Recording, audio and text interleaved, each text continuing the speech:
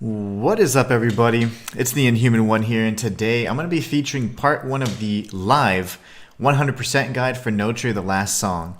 Now, normally I wouldn't be doing the video in this format, but based on the current state of the game, I have had to restart 2 files.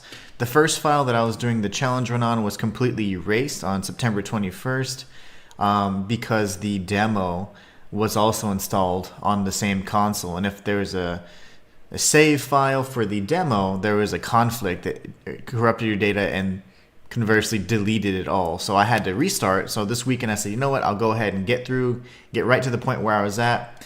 And that file also got corrupted in the sense that I had a hard lock and was unable to proceed any further because the boss just simply wouldn't enter phase 2 anymore. The boss room just gets empty. So to avoid any more frustration, what I'm going to do is, honestly, I'm just going to combine my playthrough. So my challenge run and my 100% guide and my live stream will all be together in one. So this is me starting fresh. I'm going to show you guys how to get 100% of everything in the game. But remember, in its current broken state, there are some things that will not work. I will point out what those things are. But instead of me starting over and doing 2 more playthroughs, like a challenge run and then a separate walkthrough for you guys, we're going to combine it all in one. So this is the beginning of Enotria, the last song. Let's get started with our 100% guide. We'll be covering Quinta all the way through Zani School and the Monastery of Maya. So hopefully we can just kind of benefit from starting a fresh new file, and if any patches come through, hopefully they act retroactively. But until then, we're going to work through with what we have in the current kind of broken state of the game and try and 100% what we have. When it comes to chat, I'm going to be a little bit not so responsive, just so I can actually focus and give good content for the viewers that are prepared to try and use this as a guide. So just be mindful of that. Let's go ahead and get started. We're going to go ahead and not skip the tutorial so you guys can see it. Fallout Savannah said, did the new patch fix today? I don't think there was a patch yet. There was a patch yesterday, and it did not fix the issue that I'm experiencing with the boss fight not triggering. So later on, I think in November and also in January, this will be narrated. So that's why it's kind of so odd. It is a little bizarre that this particular intro sequence is not narrated. There's also a really long stretch where there's absolutely no music or anything whatsoever, just a series of images. But this will actually be narrated and cleaned up just a bit. Hades says, hey man, how you doing? Matthias, I hope you're doing good. I'm doing good. A little frustrated, honestly, because this is my 3rd playthrough. Not out of choice, but because of necessity, because of save file issues or just hard locks due to buggy programming. And you poor man, says Matthias, I can't believe the worst luck you've had. So yeah, I'm incredibly frustrated. So what I'm going to be doing though today is I'm going to be doing a live 100% guide. So this 100% walkthrough will be live. So I'm going to show you guys everything, and we're going to try and break it down like one stream per area. There's 3 major areas. You have Quinta, you have Falesia Magna, and you have Litumnia. I'll be showcasing all of those 3 areas and breaking them out into 3 streams. We're going to get through this pretty quickly, especially because I'm pissed, so I want to whoop a lot of masked ass. I need my revenge. And I need one file that's not bugged so I can actually beat the damn game. So I'm going to show you guys how to do it. I already figured everything out for the most part. I figured out all the side quests as well. I know how all that works. But up until that point, I got locked out at one of the final bosses. So anyways, this is the intro. This is where we start. We do not have a role, so we are maskless. We have the ability to kind of change the fate of the world as it is. That's wild. I haven't had one issue with this game on PS5. Interesting. Did you have the PS5 version and the demo? I'm sorry, that's what I meant to say. Did you have the demo? I had the demo, and that's why my first file was deleted. Currently, my other file, I'm stuck in the fight with Pantalone and Balanzone and Litumnia. Second phase won't trigger after the very first attempt. So, alright, so let's kick some butt. So basically, it's going to play like any other Souls-like. You're going to have your light attacks, you have your heavy attacks as well. You do have the ability to dodge and parry. And parrying isn't done by shields or anything like that. You actually don't have items that you can equip in your left hand. So instead, you'll be pairing by pressing L1 at the right time. But for now, we're just going to complete the tutorial, and it shows us what to do here.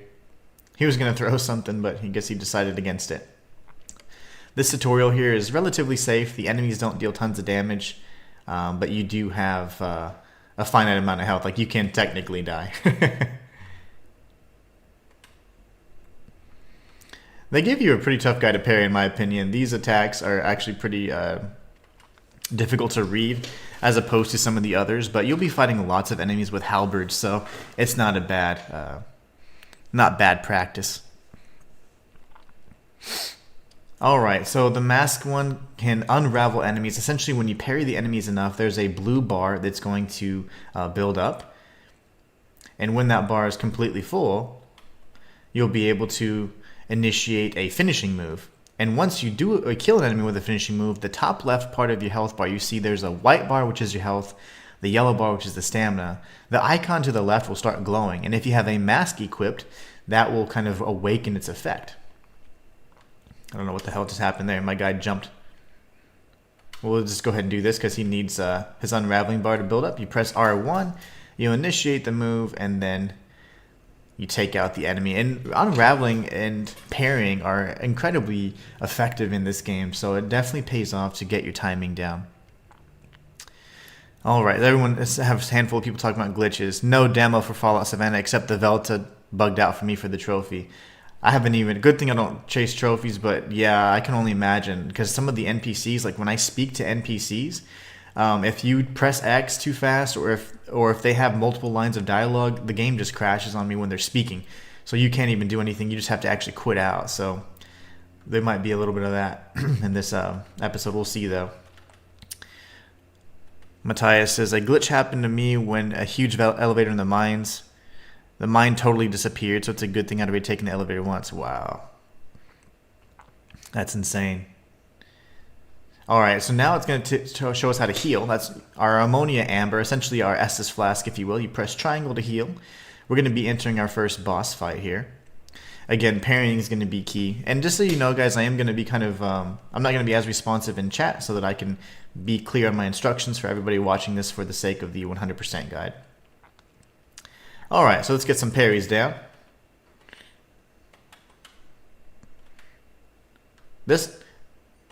Every time you defeat a boss, you're going to be getting new information, and sometimes you can even get the mask of said boss. So this is the Force of Change. This will be the first mask that you have at your disposal. But we're not going to be using masks in this playthrough because this is going to be a challenge run for me and a guide for you.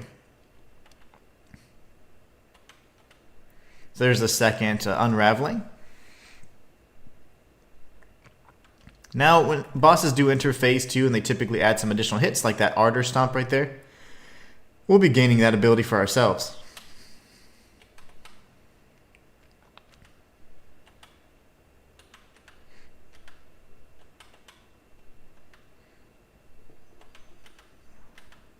And there you go, the boss is dead. We'll be getting his mask here soon.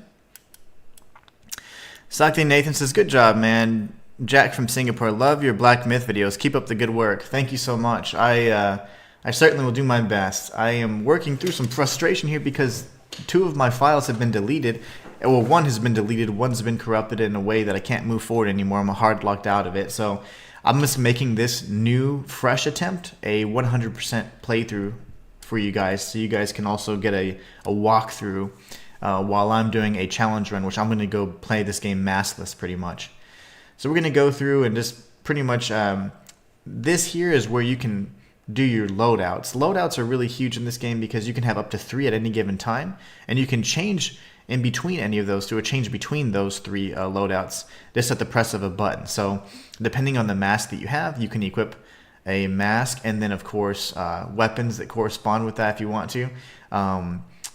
Also, you have the ability to select lines. Lines are like abilities that you can charge up. So as you deal damage to an enemy, the border of that particular icon will light up, and when it gets yellow and it's glowing, then you can use your ability, and then you go ahead and kind of start from scratch. You can equip tools and you can equip rolls as well inside of your loadouts, which they didn't show you. I'll show you guys here in just a moment. I lost my entire file, so it just deleted. So when I woke up to start playing the game, it just said new game. I couldn't even load a game. So we're going to go ahead and look at the Path of Innovators. This is essentially like your skill tree that gives you all kinds of perks along the way. In the tutorial, it'll force you to kind of unlock a handful, but you can get things like ways to further increase how quickly you can charge up your mask lines, ways to deal increased physical damage, ways to deal damage to enemies if they hurt you, things like that. I'll be showing you kind of the path to go. So now if you do have a mask equipped, you have access to mask perks. If you do not have a mask equipped, then you don't have the ability to select mask perks. These perks are just going to further enhance your abilities. So, all right. And then within any particular role, whether you have a mask or not, you can always select an aspect. An aspect is going to give you a passive benefit that will increase your stats. So if you select aspect of the soldier, you're going to get +5 bruiser, which technically means you can take a little bit more hits. It's like your vitality stat, if you will. So anyways, now that we've done that, we're going to actually undo most of those things that they want us to do. By tagging the very first rest spot, you're going to be getting the piercing wit mask, which is just another mask you have available. So now we have 2 roles technically. So we're going to go to our loadouts and we're going to make sure that we clear all these out because I don't want to be using any abilities at this point in time. So we're going to clear out all the perks, the aspects, and the masks. The only time we'll be using masks in this playthrough will be to ensure that we can progress storylines. Otherwise, we won't be using them at all. So we're just clearing everything out. I'm going to go ahead and make sure that none of these things are going to get in our way here. But I will actually use this file. This is the one, loadout 1 will be used for my fighting. And any other subsequent loadout will be simply for the sake of equipping a role and a mask so that I can progress a quest line. But I won't be dealing any damage with those whatsoever. Alright, so we're going to equip our mask lines here, and we're going to get a little tutorial on how to use them very soon. I suggest equipping the cobblestones because the cobblestones can be helpful to pull aggro from enemies. And in regards to the role, I suggest going ahead and equipping the aspect of the soldier to further increase your health. Alright, now it looks like we're good to go. Just like they said before, if you had other masks equipped, you can just swap by going to down, and this will change your loadout entirely, right? So the weapons you have equipped, the masks you have equipped, and so on and so forth. We're going to be going with the Colossal Theater Sword because this is going to be a really powerful weapon, and the class of weapon we'll be using for this playthrough. So if you want to break through any kind of breakable items, that they're usually going to be glowing a faint yellow. You press L2 and R1 as long as you have stamina, and you'll be able to break through and stomp through floors and also break through certain walls. Shayla, what's going on? Hey, sorry you had to start over. That's frustrating, especially. I did, and then this weekend I went through and I got even further, and it kind of froze on me again, so I got hard locked out of progression a second time. So. This is just going to be a way for me to consolidate all the challenge runs and 100% guide all in one. And this is going to be a 100% guide for everybody. But just forgive me if I don't keep reading chat and stuff. I have to make sure that from a guide perspective it makes sense. So I won't be as responsive as normal. So these are the mask lines. As you can tell, once you have one equipped, if the bar is not completely, if it's blue and not completely gold and glowing just yet, that means your mask line is still charging. Once they are fully charged, it'll glow, and then this deals ardor damage for the most part.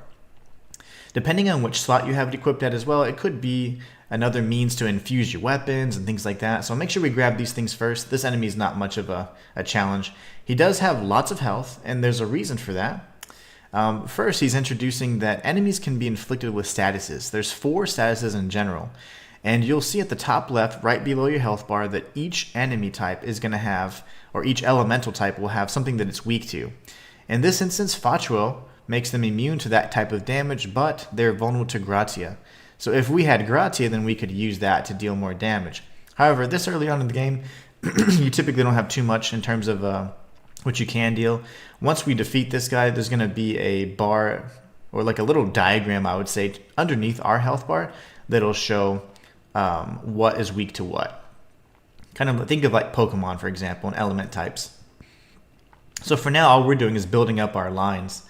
So mask lines are charged by damaging enemies. So every time you deal damage to an enemy, now we have the ability to do our mask line. So hold the corresponding button, L2, and then triangle, for example, would do this top one. There you go. Now if I pressed L2 and square, that'd be this strike. So each of these strikes are going to be kind of effective based on the enemies you're facing off with and what their elemental defenses are. So now you may see in the bottom, you see that top, it looks like a little wine glass. That's a Vis. Vis is pretty much going to be weak to Factuo. Factuo, which is the left, looks like a little fire. It's going to be weak to Gratia, which is the kind of silver icon. And then Gratia is weak to Malino, which is kind of the equivalent of poison. So think of Vis kind of like when you get drunk. It inflicts dizzy. And it's interesting because if you have the element, it's different than if the enemy has the element afflicted. So in this instance, the enemy has Factuo. So if we had Gratia, we'd be able to deal more damage to him. It kind of just goes through that entire like cycle, and I'll go through them in more detail. But Vis is going to be really nice because it increases your power and your stamina regen, but you receive more damage along the way. Malino inflicts poison, which spreads like crazy. Gratia is like your holy damage, and it causes explosions. If you have it, you heal, but if you get hit while you have it, you'll explode.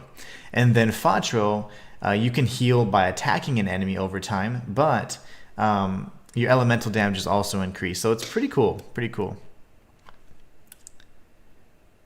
Yeah, Fallout Savannah, that's why I said. So it's a maskless run, meaning I'm not dealing any damage or getting the benefit of doing masks. But side quests, you know, you don't need to hit anybody when you're wearing a mask and talking to an NPC, so that doesn't count. It doesn't invalidate the run either.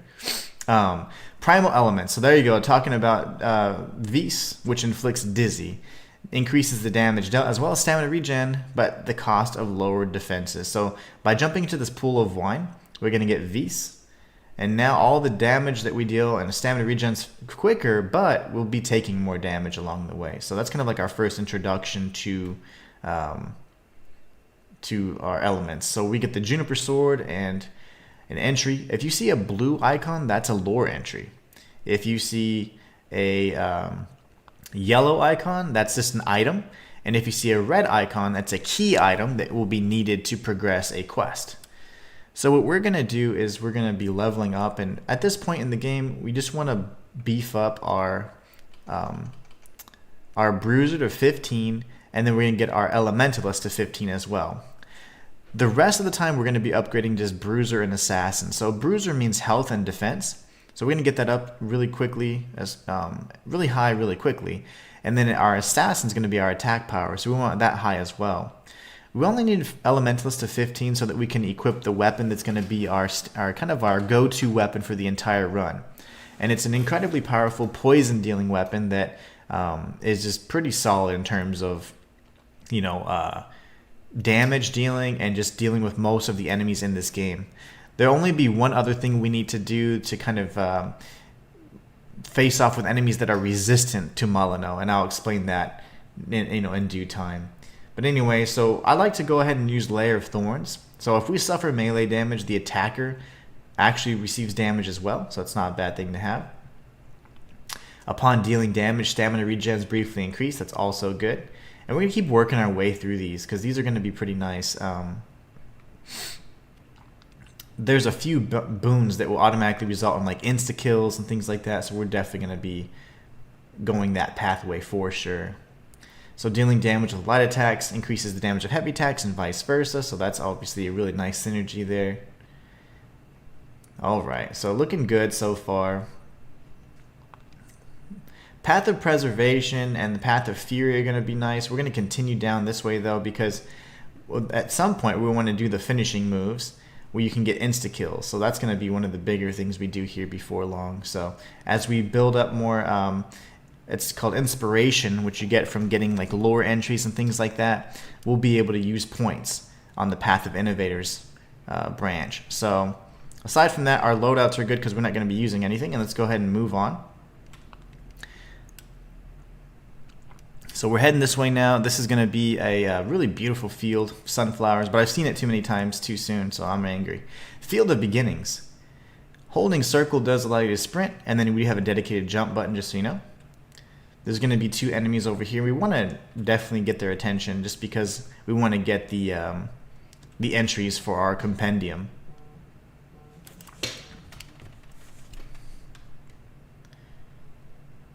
So he has like a 3-hit combo.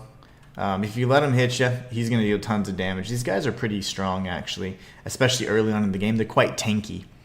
We're going to head right really quickly for 2 reasons. 1, because there's an item we can get, and then 2, so I can show you how we're going to progress to the next area after we complete Quinta. So we're technically at the shores of Quinta right now, the very first area. And this gate here is actually going to lead us to Falesia Magna, which is the second area in the game. So there are 3 major areas, and this is Quinta. Falesia Magna is the second, and Litumnia is the third. All right, so what we can do here is we can get a kind of get the jump on this guy here. If you hug this wall, the guy throwing the rock won't deal much damage to you, so we'll circle around and take him out next. You can parry projectiles, which is one of the most satisfying things in this game. So do that a lot. You can parry crossbowmen, you can parry actual shooters or riflemen. It's amazing. So we're going to take this guy out really quickly just because if not, he'll try and get the drop on us. He does a 4-hit combo where he swings from left to right. So take him out really quickly and go along this cliffside. We'll be grabbing an item, but be careful because there's an ambush here. There you go. Once they're unraveled, you can always take advantage and deal some massive damage. And remember, colossal greatswords are going to be unmatched in terms of how quickly they can build up the unravel meter. Alright, so we have a difficult enemy up here. This is the lumberjack. He can be quite a pain if you don't take him out from a distance. So the first thing you want to do is aggro. And he's going to have V's defense. So if we had Fatro, he'd be even weaker to it, right? That's just great. So now we're kind of getting an idea what's going on with those different elements. We have crossbows. We have our quick attack here. Remember, just to kind of be aggressive and take turns with him. He's got a lot of poise, if you will. So wait for his little 4-hit combos. Back away, because any subsequent hits will completely melt your life bar. There you go. Now that he's unraveled, we can take him out as well. And if he's not out yet, we just wait for him to get up, do a heavy attack, light attack, back away. We can do a quick attack here with our ardor, and then he should be dead. So every time you're defeating enemies, if you see, you can collect mask shards. So just about every enemy that you fight against, you can actually get a mask for them and become their enemy. I mean, that enemy type. So it's really neat because it allows you to change up your playstyle, and each mask has different benefits and boons. So if you come up on the rooftop here, you get the grape cutter, which is another weapon. Of course, it does deal a certain type of damage, V's damage in particular, but this is not a colossal greatsword, so we won't be using it. We got another material here, unraveled spices, and we'll kind of go through what some of these things do. So the spices in particular, I hate whenever it equips things for me. Like, don't do that. It's not very nice. Alright, so here if you go to your inventory, we have the Armonia Amber, which is our Estus Flask, if you will. This allows us to return back to any knot or checkpoint, but at the cost of losing your Memoria. Memoria is your currency or your souls, if you will. Armonia Sap just gives you some instant healing. This cures dizzy.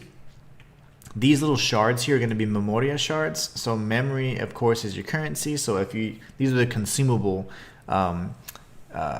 ways to increase your memory and stuff. So Miracle Pesto cures just about everything you've got. It's pretty rare. And then Unraveled Spices, it's a consumable that increases your Ardor power. Remember, Ardor is your mask lines and that golden energy, if you will. The weapons that we have, we're going to be using Colossal Greatswords pretty much the entire time. But if you want to, at any point, change, you certainly can. The build that we're going to be doing does not necessarily only allow for Colossal Greatswords. The reason why I'm doing it though is because I am very comfortable with the moveset and the fact that if you parry that, if you combine what we're doing here, the Colossal Greatsword plus the parries, you're going to be pretty much unstoppable, and you're going to be parrying and unraveling enemies almost like endlessly. So you can even chain enemies where they can't even attack you anymore. So it's really cool. I enjoy it quite a bit. Other than that, I mean, these are the parry gems. You can equip these to help reduce certain damage types. These are the only lines we have available up till now, but you can have plenty. And then these are the masks. We won't be using these until we get to Litumnia to solve some puzzles. But in particular, we'll be using some a few earlier, but this one won't be used until much, much later. The aspects are always good to allow yourself to change up your build on the fly. It gives you different alterations to your attribute points. So you can have, if you did this, for example, you get +5 assassin. If a weapon requires you to, oh man, I need +15 battle mage. Well, I only have +10. Well, you can equip the aspect of the enchanter, and that would help you gain the additional 5 points you're needing. So as you defeat bosses and special enemies, you'll be getting new aspects as well. So, and then the key items are going to be mask shards that you have not yet completed, and crafting materials, and then true key items themselves. Key items for quests and actual keys. So this here shows, oh, we have 1 shard out of 100. So we have to collect 100 of these mask shards to be able to utilize this mask. And it might seem like a really daunting task, but drops can range anywhere from like 1 to 10 per any individual enemy. The harder the enemy is, the more shards they'll drop. So Ephestite fragments are our crafting materials, and then this is the mask shard we got. We got 20 from this guy, and we only need 200. So you'll start seeing that you have plenty of masks to pick from. The compendium is kind of like the lore of the game, and then system is, like how do you, your menu and things like that. So here we're going to go ahead and take out this little guy. All right.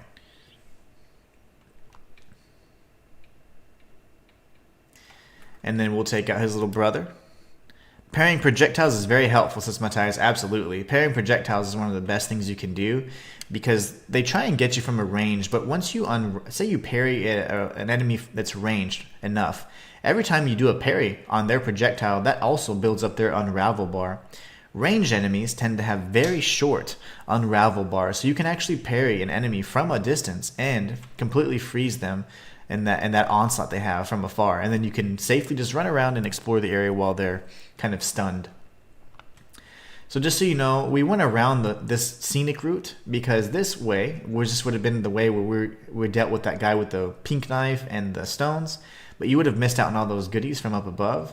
So we did go the scenic route to make sure you get everything.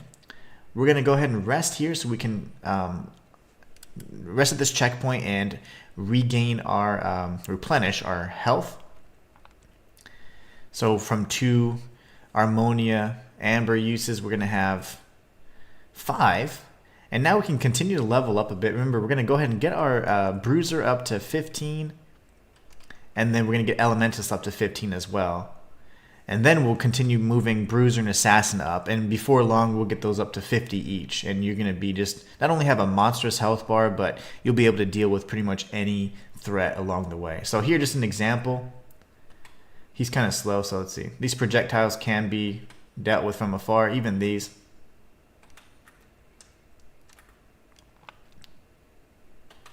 There you go, he got parried, as you can see. So now you can go ahead and do the unraveling on him.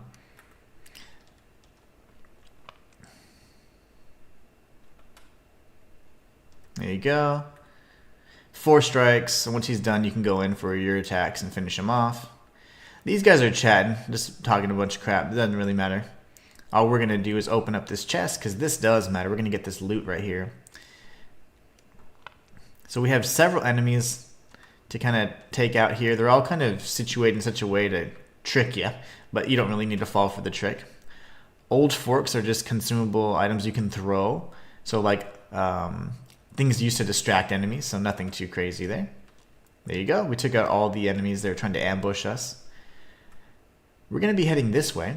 And here you have different types of glyphs. There's glyphs that can change the surroundings around you, allowing you to do platforming, things like that. There's challenge glyphs, and there's reality glyphs that completely alter reality itself. So if you do an Ardor Stomp on those, L2 and R1, you can actually now traverse an area that was previously inaccessible. So there we have an item. We're going to be grabbing that before long.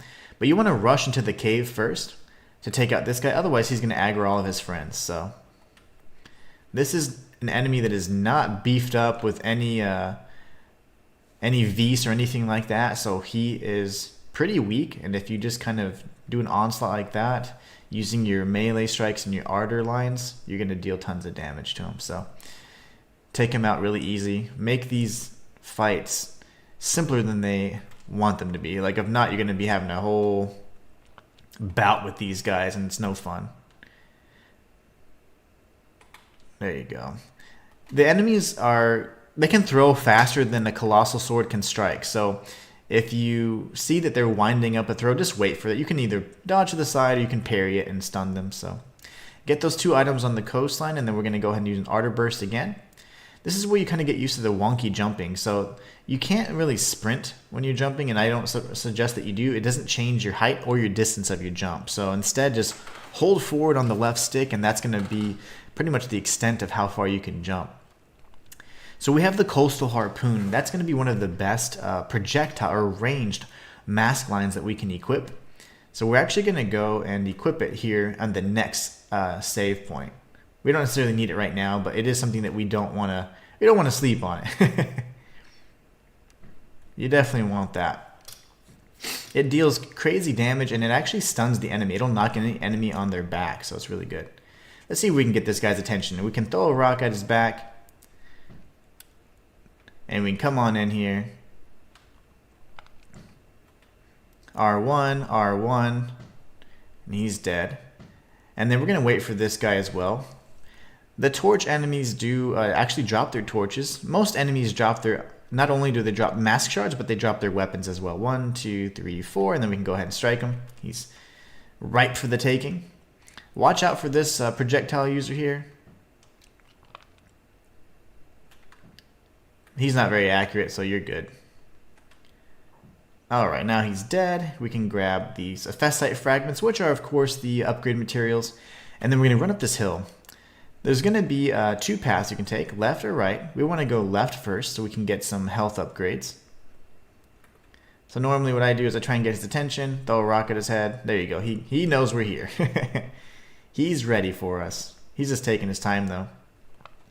There is an archer to the left of us, so that's why I didn't just rush him.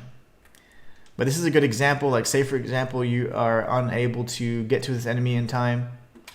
You can just parry like so, and that freezes him, and now you can just safely walk up to him and take him out. So we're going to gain our first health upgrade. Harmonia expansion means it increases the number of times we can use the heal.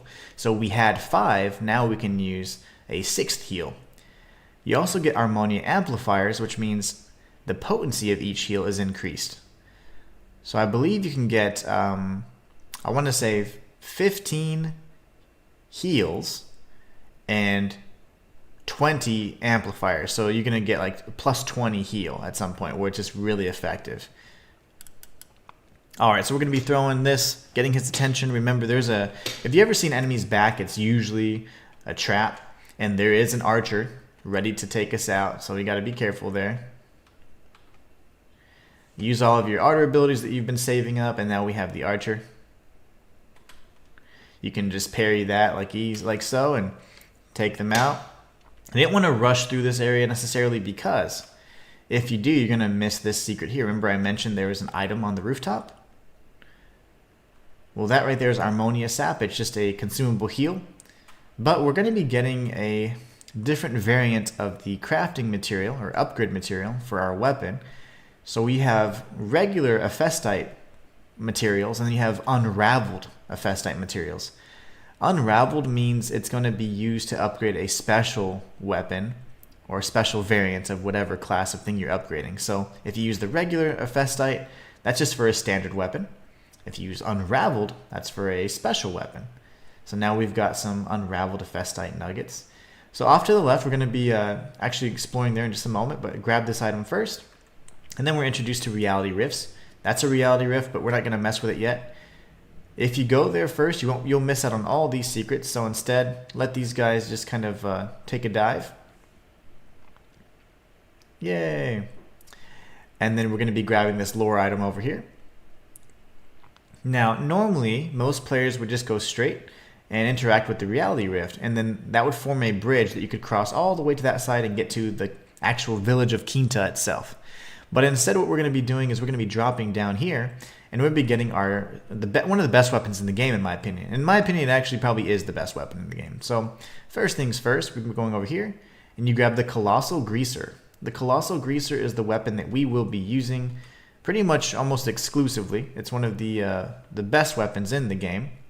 It deals poison damage, and it's just incredibly powerful. It has excellent scaling and does an insane amount of unraveling damage as well. So it looks cool. We can't equip it just yet. We need some levels, so let's go ahead and focus on getting our levels, which shouldn't be too long from now. Remember just to keep back whenever they're doing that. That's just a attack that deals elemental damage, but at this point our elemental defenses are pretty trash, so they're not going to be very good. Alright. We're just grazing this guy. We'll do another R1 to finish him off. This is getting a little boring. There you go. Now we've gotten some more lore entries. We can drop down here for some lore. For some items, more crafting materials. And then we're going to be working our way up here. So there will be a patrolling lumberjack right over there. So make sure you keep an eye on him, because that enemy can also shoot projectiles. Not very far, but don't go too far. He usually doesn't stop there. He usually actually patrols the entire area. So sometimes the AI is a little wonky. There you go. Don't give them a chance to be on the offensive. Take them out any opportunity you have. So 3 R1s will do the trick for these guys right now. We can grab this item, and then we're going to head back towards this pathway. Here we'll find another lore entry, so go ahead and grab that. And then we're going to be making our way towards this item here before we save.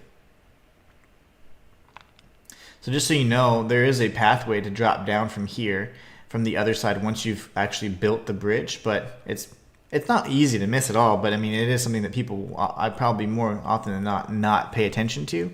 So I like to knock this out first, because you get a handful of powerful weapons and lots of extra lore and other items as well that you just would miss along the way. So what we're going to do now is we're going to take a look at how much we can level up. We want to get that up to 15, so we're so close, very close. We can look at our path of innovators and see, it looks like we've got a few entries we can input here. Definitely don't mind the increased damage. Finishing attacks is increased. That's lovely. We definitely want that. Alright, so we're going to save some of this up, because we want this right here. Dealing a finishing attack to minor enemies instantly kills them.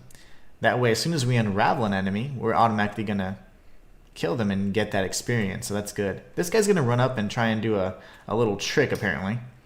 The old barrel trick. So you can see it up there. There you go. Now 1, 2, 3, 4 strikes, and then we can take him out as well. We're going to run up here and cross this bridge. Thank you for subscribing, Anthony Hughes. I appreciate that. Hope you're enjoying the 100% guide. 3 attacks there is going to unravel him. And then after we cross the bridge, there's going to be 2 enemies that attack us. You need to be incredibly aggressive. If not, they can be a real pain. So start kind of sprinting up here, and you're going to do a running attack on whoever's the unlucky fellow here. R1, that we can finish them off and then take them out quickly. If not, that can be a fight where they're chasing you back and they're alternating between melee attacks and throwing projectiles. It can be an absolute disaster. So take this ladder up here. Matthias is Inhuman. Your suspicion about most people missing that cliff ledge is on point, because I've seen 2 different people not check that ledge just to get down there. Yeah, people aren't very observant, but completionists like ourselves are. Oh my gosh. There you go. Take him out. Go ahead and heal. Now there's going to be lore and stuff we can grab, but take out the enemy first. He's more of a threat. Dodge this strike for now, and then R2, R1, R1, and looks like gravity's going to do the rest for us, so excellent. Now we can go ahead and grab this lore entry and this treasure, but our loot little circle is not done yet. We're going to be going across this this tree here, and now that we've taken out the enemy safely, we don't have to worry about getting attacked. So we can grab this. We're going to circle back around, and we're going to grab this item right here, and then watch for the enemy to the left.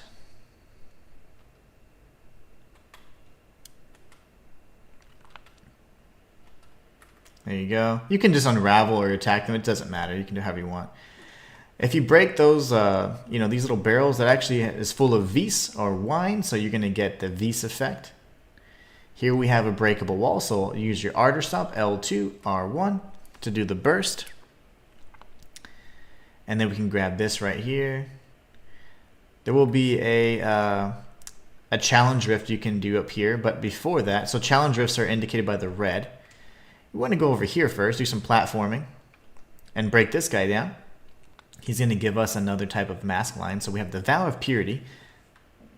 And then we can go up here and activate the challenge rift. When you activate it, you will be falling down though, so even if you try and get cheeky and stay up here, there's going to be an invisible wall that prevents you from progressing. So challenge rifts require you to kill all the enemies so that the wall disappears. So here's our introduction to combat rifts. And we're going to drop down.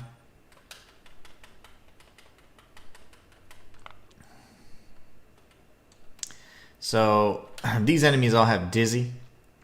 Just kind of swing like crazy. You're going to be surrounded by two of these half-eaten bros here. But no worries, just take them out. And then watch for the projectile guy up above. And then there's this bro right here. No worries. There you go, he's dead now. We can heal. Grab this item. We can parry this guy like a boss and then take him out. And now we have access to open up this chest here. So this chest is going to lead us to a really interesting weapon. One that I haven't used yet, but it's definitely a high-class weapon. Before they had the Tyrus Slayer, which was a giant sword pulled straight out of... you know, from Berserk's personal inventory, from Guts' personal inventory from Berserk. It was awesome. But anyways, now we can go ahead and deal the reality, interact with this reality rift here. I'm going to be sprinting through, and now we can safely just make our way across to the village. Once we arrive, we'll see if we can level any. We'll be introduced to Pulcinella, which is kind of like he's kind of like an ever-present NPC. He gives us information, exposition, things like that, but I honestly don't trust him. He seems to have an agenda of his own. Mike Oxlong says, howdy and good morning. What's up? Hopefully you guys are doing well. Pulcinella is sitting right behind the knot there. We'll be chatting with him soon, but first grab the lore entries, grab the shards, and every time you see an anvil, there's typically going to be a crafting material for you, so you can untangle the knot, so we can rest. We can see if we can level up here, and then we'll speak with Pulcinella. He doesn't really give us too much in terms of information. He's more of just, you know, he gives you some comedic relief and sometimes gives you some cryptic ideas of where to go next. But you do need to be paying attention, otherwise it's easy to miss out. So when it comes to leveling, let's see what we got. Perfect. So now we can use our weapon. The Colossal Greaser is in effect. Let's see, we do have some additional points, so let's go ahead and use this right here. Dealing a finishing attack instantly kills them. You definitely want those powerful perks like that equipped at all times. So here we go, Colossal Greaser. This is going to be our signature weapon for the run. Let's go ahead and chat with this clown here.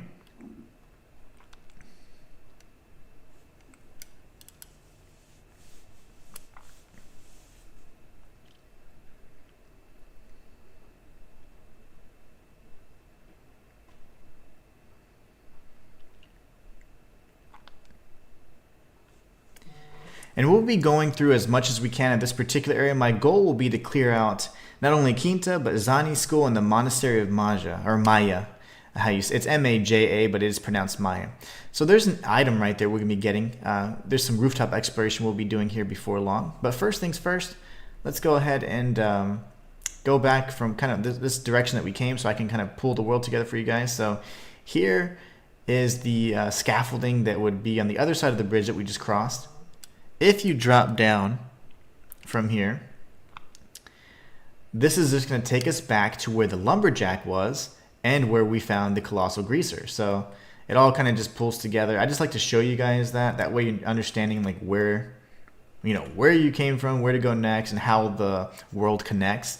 Some of the level design, I'd say most of it is pretty sound in this game, but there are some points that I was actually really confused with in terms of how they did Latumnia. Latumnia was done pretty poorly. So anyways, you can drop down. You will take a little bit of damage, but you're fine. So this is how you've come, full circle now. So if you need to, you can fast travel, which is an excellent kind of quality of life thing. So from any of these checkpoints, you have the ability to fast travel. So we'll be going to the lower commons, which is the village proper of Quinta.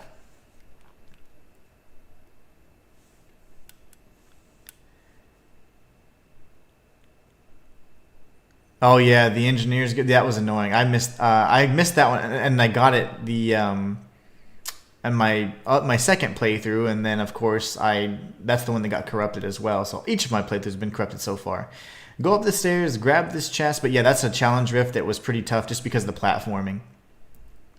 One thing we want to do though, is I just noticed, is at this point you can always take a look at what your mask lines are and see which ones you want to have equipped. So I like to have the coastal harpoon. It does take quite a bit to actually fill up, but I truly enjoy it because it deals tons of damage. So the coastal harpoon is excellent to have. And let's see.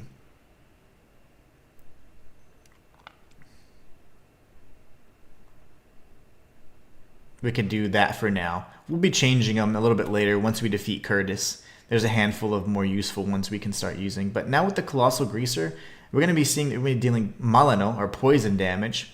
And it is incredibly effective. Very, very strong. And the weapon itself is a monster. So we're going to grab the Sips of the Past there at the windowsill, defeat those two enemies. We've already looted that chest. So now we can come through here. Take that enemy out, and then there's going to be a puppy dog over here.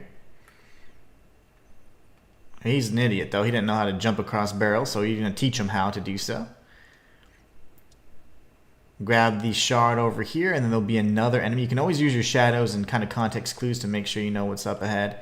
Enemies in blue are hyper aggressive, and they typically have a decent amount of health. But with the Colossal Greaser, it doesn't much matter. We're going to be making lots of progress. You can loot the chest for this special weapon here, and then we'll be making our way across this way. This is actually closed off for now, but we will be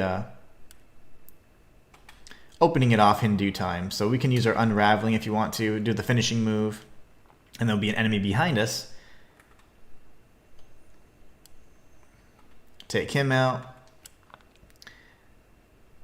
And then here we can grab the items inside or indoors. We're going to make our way upstairs. My apologies. Grab the lore and take out this guy that's just talking to himself, it seems. Use your ardor stop, and then once this little scaffolding appears, go to the right first, and then watch for well, there's supposed to be an archer up there. I guess he moved down here for some reason.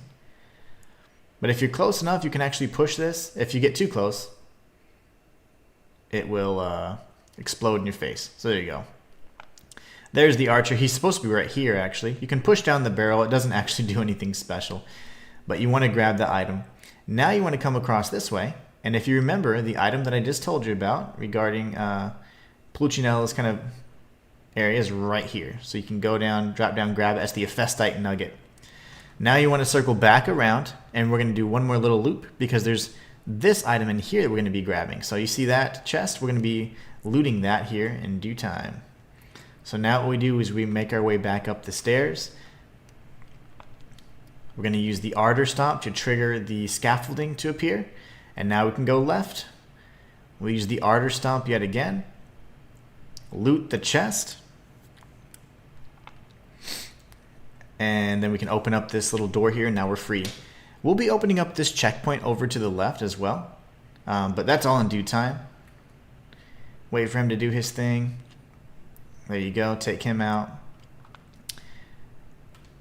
Run up this staircase right here and grab this item. If you drop down, that's right back to where we just picked up the silver wasp or whatever it was, that sword item. Watch out for that barrel to the right. You can do a running heavy attack. R1, R1, and now he's dead. And instead of going to the left, there's going to be a very powerful blacksmith. We're going to go to the right and clear out this area first. So wait for him to shoot. Go ahead and parry, and you can unravel him and do a finishing move on him. Now you're going to want to hug the wall after you open up this chest here. So open up this chest. There's going to be an enemy up top on the roof right there. So you want to hug this area right here so you can't get hit by that. This is a stronger variant of enemy that you're going to need to get used to parrying. So just get used to parrying, and then in between strikes, you can typically put in 1 or 2 R1s. And it's just about the perfect timing.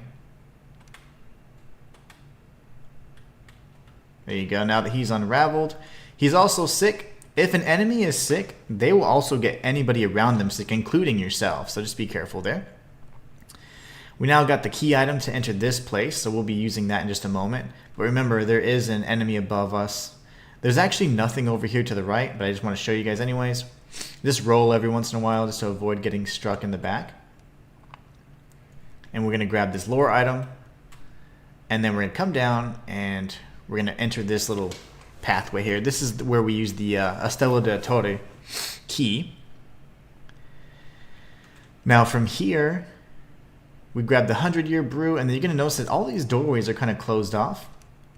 So we need to find a rift to change that. If we can't open or break through the doors ourselves, we need a rift, or a glyph in particular. So this is going to be a reality glyph here before long. But there's a visual glitch and it's not even appearing. So I'm telling you, this game is kind of odd. There's supposed to be a challenge glyph here you would be seeing, but it does change the area. Now it's covered in Vs. But as you can tell, it wasn't even there. So had you not known, I mean, it's little stuff like that that can definitely be game breaking. All right. Yeah, so the difficulty, there's only the standard difficulty. You can't actually change the difficulty at will.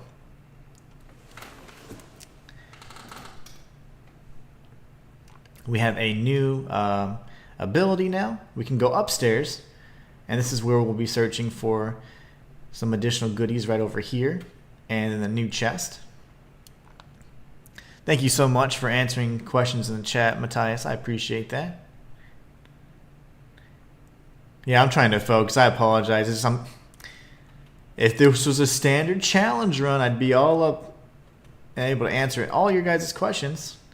But because I've had to play this damn game, I don't know how many times, and not finish it because each file's been corrupted, I have to kind of focus on killing 2 birds with 1 stone. So this is a challenge run for me. I'm going maskless, and this is also a 100% guide for you guys. So we opened up this door here. Unfortunately, we can't get to that archer just yet, but we'll get to him in due time. So you can see there's an item over there we'll be getting a little bit later on. But what we can get for now is just this right here. Now we circle around and we'll be facing off with that blacksmith. This blacksmith is pretty tough actually, so I do not advise you to take him lightly. But if you have the coastal harpoon, it's going to deal just incredible amounts of damage. And then the colossal greaser in and of itself is a monstrous weapon, so we can trivialize that fight as well. We can grab the Ephesite fragments, and then we have some bros to take out. But before you do all of that, what you want to do is come down here and open up this shortcut. This is where we drop down into the ardor stomp to get the chest from there. So we're really close to the beginning. We'll be going here in just a moment, but first we have these bros to take out. They're not aggro yet, but they get a little crazy if you start killing their friends. I mean, and rightfully so, I understand. So now that they're all dead, we can go circle around. And we can grab this item really quickly. We can open up this chest. And then we can go inside. And there will be a pool of Vs all over the floor. So we'll be taking out some enemies here. There you go. That guy's taken out now. We're going to explore upstairs first. Grab the lore. Grab this item here.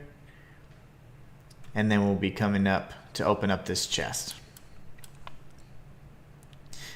Matthias says, you're welcome. I would usually let the streamer answer the question, but I know you're trying to concentrate and verbalize your walkthrough. Yeah, I'm trying to like do all things at once. There's our first red item. That's a key item that we can use to, it just kind of indicates lore and stuff, so.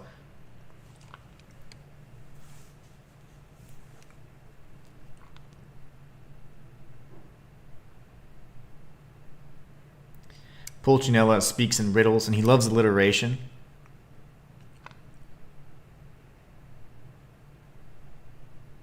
And I feel like he's using us because of our maskless or roleless self, that we're able to be used to kind of change destiny the way whoever is pulling the strings sees fit. So that's why I don't necessarily trust him. So you can chat with him there, and then we can come outside here. We're going to be circling around, and I'll show you guys kind of where you're at and how it all connects. But first things first is an enemy you can get the drop on, and there's going to be a blacksmith ducked behind this little pillar here. So take him out. This one's not nearly as strong as his little bro. Well, we did get his hammer, which is an excellent drop. That's an excellent drop to get. So what we're going to do, though, real quick, is because it's so easy to forget this, we're going to go this way first. And we'll be kind of looping everything together. Okay. Yeah, he's coming. I was going to say, we can loot the chest, but let's take him out first.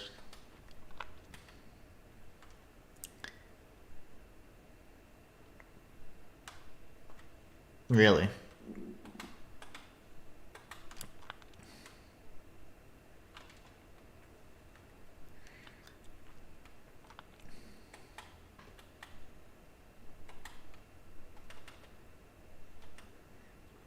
Okay, he's dead.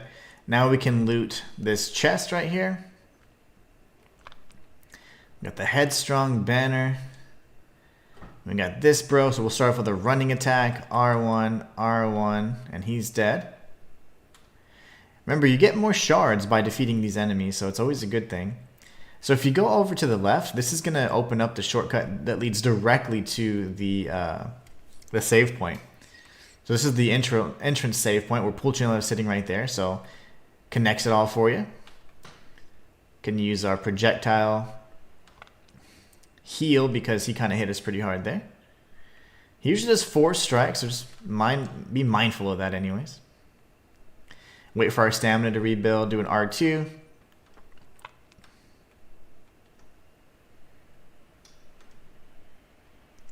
This guy's on one today. Waiting for him to rush. There you go. There you go. He's poisoned, so if you can just watch the poison do all kinds of damage here. It's insane. You can use your ardor ability if he rushes and just finish him off. But anyways, now that we've connected those areas, opened up all the shortcuts, we can grab the lore entry. And that ladder, of course, is the one that was on the windowsill that we saw earlier. We've got plenty of soul or memoria or experience, so we'll be leveling up really, really significantly in the next few moments. I think this game is $40 for the standard edition and $50 for the deluxe edition. So here what we're going to do is we're going to actually come out this door, and this will be our next save point. This will be the hub that we use to clear out the rest of this area. So here we have Pulcinella he's going to kind of push us to fight the boss, which is Curtis, the Laughing Prince. But we're not going to mess with that just yet. Instead, we're going to level up. We're going to get our health as high as we can, and then our assassin as well. So here we'll be bumping this up and then bumping that up to 20 here before long. So looking good, looking really good. Now, if you go from this area, you're going to be able to loot this item right here, and then this just takes us back to that courtyard where there was those 4 enemies dancing around. So now we've kind of come full circle again, right? But we haven't cleared out this area yet. Remember, the blacksmith, or in his little area, there's this little upstairs like room here. This balcony has nothing on it, so instead we're going to be going up. And there'll be a projectile bro here. Can take him out. And then up the stairs is going to be an enemy that's hanging from a rope. We can actually take him out too, knock him down, and then we can grab the item that he was holding on to, which is a shred of the Carnavaccio. The different shreds and things like that, like the shreds improve your well, let me just go and show you. Each of the things are upgrade materials, so let me show you what they do. So these are upgrade materials for weapons. These are upgrade materials for mask lines, and then if you have like broken Mayolikas, those improve your masks themselves. So you can upgrade all those 3 items: masks, mask lines, and weapons. Alright, so now that we're here, we're going to go inside first, grab this item, and this is kind of like a trolley area. This actually serves no purpose to me whatsoever, but I don't understand. It's just kind of trolly. But anyways, in either case, break these barrels first.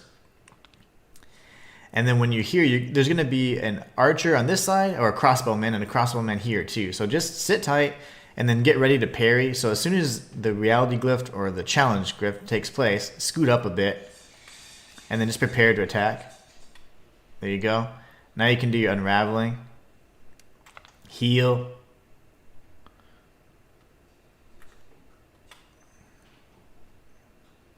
There you go. And just come across and kill him next. And again, it doesn't do anything else. I looked inside to see if other doors opened up, and it doesn't. I mean, I guess this one does open, but other than that, that's the only thing I noticed. That you just get this chest here. But I've not seen anything else open up. Any other chest or any other door that was previously closed off, like none of them are now openable. So that's the only thing. I guess that's the reward, is that chest there. But just be careful, because it can be kind of scary. Getting shot and you're like in a precarious position, so. Alright, so that is the first part of the major area here that we've cleared off. Once we take on Curtis, which is our first boss here, we'll be dealing with a handful of more enemies, and then go through a side path and explore the rest of this area and get to Zani's school. Zani's school is going to be incredibly important. It's going to help us get to a hub area for all of the NPCs and all the 4 major quest lines, and also we get tons of loot there as well, so really good stuff. But what I want to do is see if I have any any memoria I can use here. There you go. We're going to use all these bad boys. Alright, and see if we can level up any.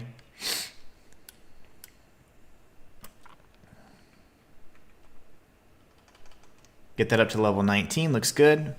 Bad's News says, yeah, bro, keep going. Don't give up. From Italian with love. Thank you so much. I appreciate your support. I saw you earlier in the comment section, and I want to say thank you. Yeah, very frustrated with what happened, but we don't give up. There's no place for giving up on this channel, my friends. So now from the anvil, we can actually see what we could potentially upgrade here. Again, you can upgrade your weapons, you can upgrade your mask lines, and upgrade your masks. So we're going to look to see if we can upgrade our colossal sword, and it looks like we can. So we got this up to level 2 already. If we had more consumable memoria, we could also use that, but at this point I think we've just about used everything.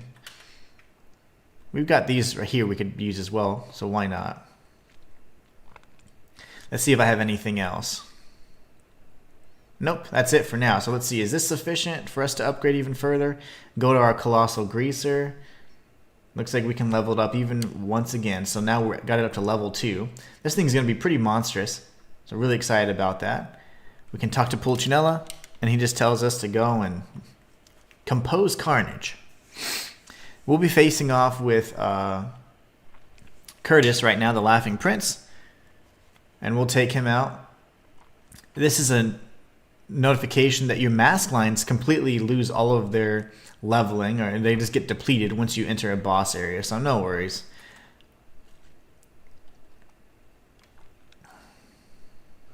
All right, so parry, parry, parry. Get in your attacks in between his strikes.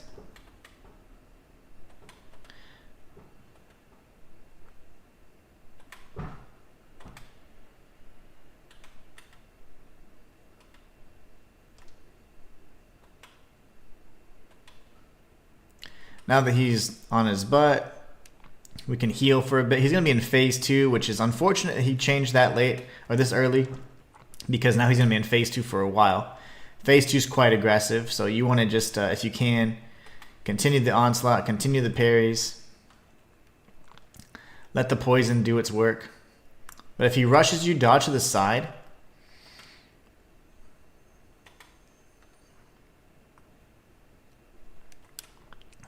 There you go. That's Curtis. Make sure you grab this item, and then we'll be getting his mask and a few other items as well. You're going to be running through this side and grabbing the lore and opening up this chest. Get the blessed rapier, and then we'll be coming up to the save point after we open up this door. This is kind of like the end area of chapter 1, if you will, of this first, opening up area. So I like to go here last. Remember, I said that if you see an item there, it's going to be a red item. It's always going to be a key item you can use to progress a quest line, or just to, it's really important lore. So we're going to go ahead and rest. We have 15,000 Memoria, which is fantastic. We're going to be leveling up. We'll be getting this up to 20 and then getting this up to 20 as well. So looking really good. At this point, we'll just be bouncing back between Bruiser and Assassin and getting those really, really leveled up as high as possible. So now we can run up this way. This is going to take us to the shortcut. These enemies aren't so bad. They do like 5-hit combos. Well, 2.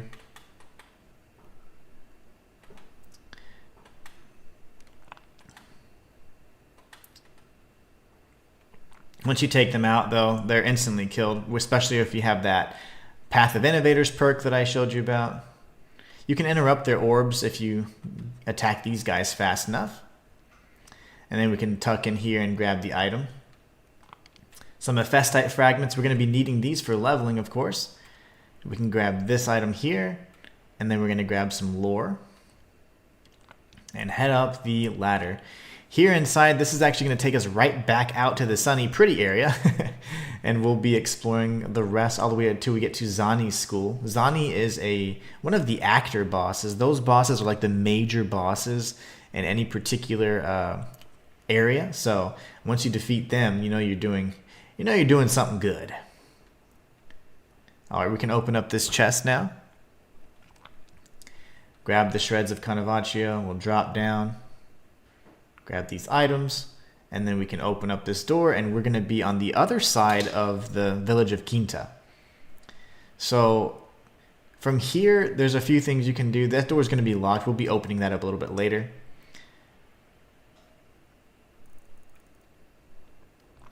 But I want to show you guys kind of where we're at. So this door is locked. The typical cannot be opened from this side. So that's the save point where we just fought Curtis, right? And we'll be exploring this rooftop area before long, but I just want you to see kind of where we're at. So the dancing dude's down there. So now we're just on top of everything, right? There's an archer or crossbowman up there. You just don't want to go too far. He will snipe you. So we can't go through this pathway yet, but we will be kind of coming out of it before long. But now we've reached the second part, which is the School of Zani. So watch out for the barrels over here. They're going to be coming down once they get wind of us right here. Watch out for the crossbowmen.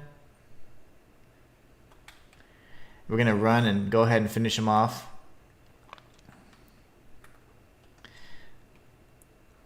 There you go. Now he's taken out. And then we can grab this item over here. So over in this area, you're going to see that there's all these like ardor rifts everywhere, and you're like, well, how do I hit those, right? Those are like on the wall. Well, I'm going to show you exactly how. It's a little confusing at first, but what you can do before any of that is grab this item here. It's a 100-year brew. We're going to top off our health just because I hate not having full health. And as we run up this way, we can do our first ardor stomp here. This is semi-timed, and you won't take fall damage, so just go along with it. Do this one next. Climb up the ladder. And then we're going to go across this scaffolding right here. This is a little tricky jump, so just line it up as best you can and jump. Hold the left stick all the way. Do your ardor stomp here. Kind of get off to the left a little bit. Do a running jump again. And if your head hits that, like mine just did, you're going to kind of mess up the timing. So that means we're going to have to kind of start from scratch. So no worries there. Once that goes away, you can kind of restart the whole cycle. So that's okay. It took me a few tries to get it the first time anyways. So we got 1 and then 2. We run up the ladder, make the jump after the scaffolding, and then we'll ardor stomp on that platform. Remember just to hold the left stick all the way forward, do the ardor stomp, and here again, move to the left if you can, as far left as you're able to. Ardor stomp, and then you're going to get a little help here, and you can just jump across safely. Now you get this chest. Meteoric impact. Alright, so now from here, we've got some bros that are going to try and ambush us. Grab the lore item, and then open up the chest. Now from here, there's going to be a bro right behind the corner. And a dog. This is our first kind of dog enemy, or actually the second dog enemy. They can dodge you pretty good, so just be careful. Like use angles, you know, and you can actually attack through walls. That's one of my best strategies to use.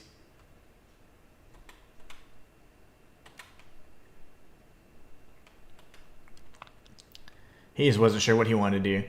Okay, so now that we've taken him out, we're going to go down here first. So drop down, and you can grab this item. We'll be circling back around in due time. Activate the ladder, and then you have this strong guy right here.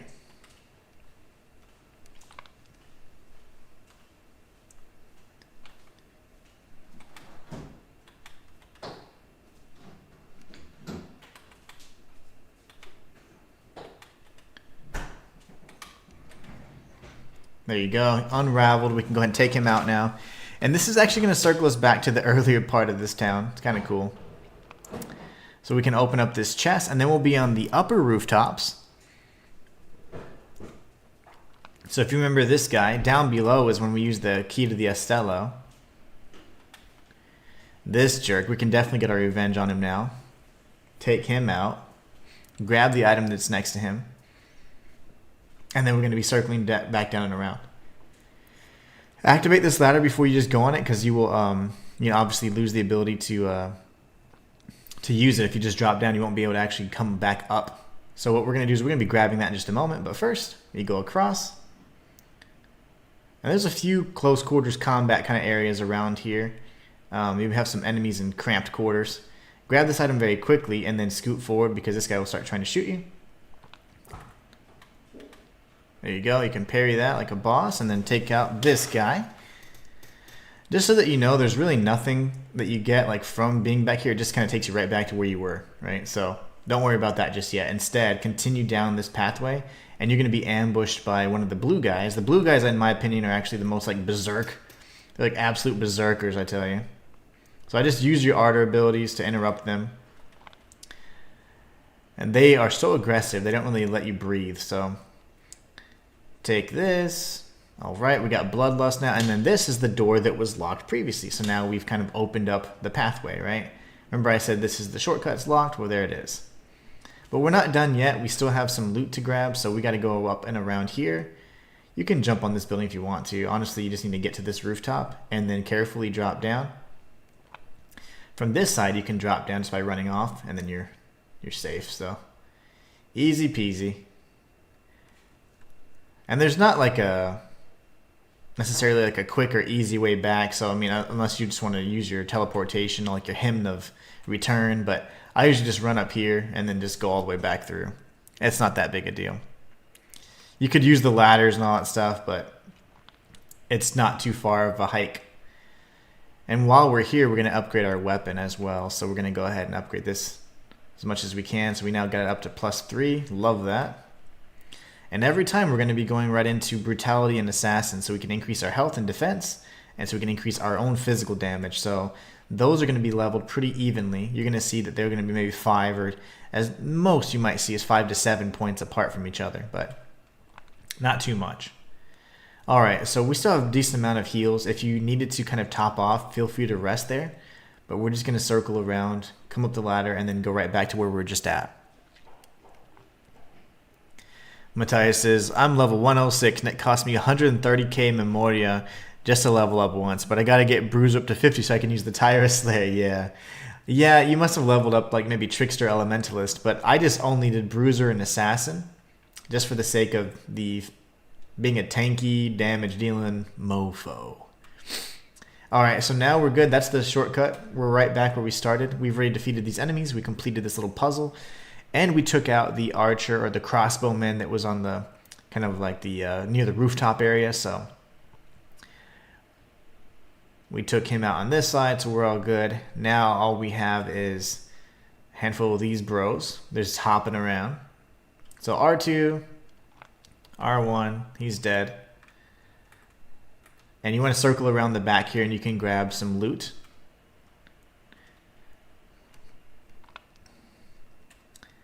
And then we'll take out this guy. And then we've got a big enemy and then a smaller enemy that's kind of tucked in the corner. So if we can just aggro one at a time, that'd be fantastic. So normally I throw a rock at his head.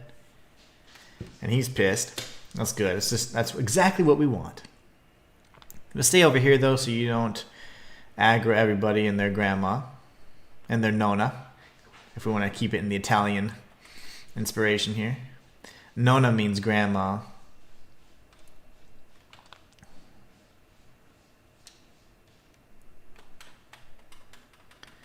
Alright, he's dead. And there'll be an enemy to the left. There you go. Well, there was an enemy to the left. There's nothing up here, you know, despite the fact that you might think that something might be hidden back there. There's going to be enemies to the left, and then this area right here, as you see this gate, that's actually guarding the pathway to the third area of the game. So you're not going to be able to pass this now, or yet, or anytime soon for that matter, but we will be coming back here a little bit later. There's a really tough enemy we have to face off with as well, so... How are you still alive? Okay. But yeah, there's not really a clear indication of it until you actually complete whatever events trigger that, which is completing and defeating several bosses.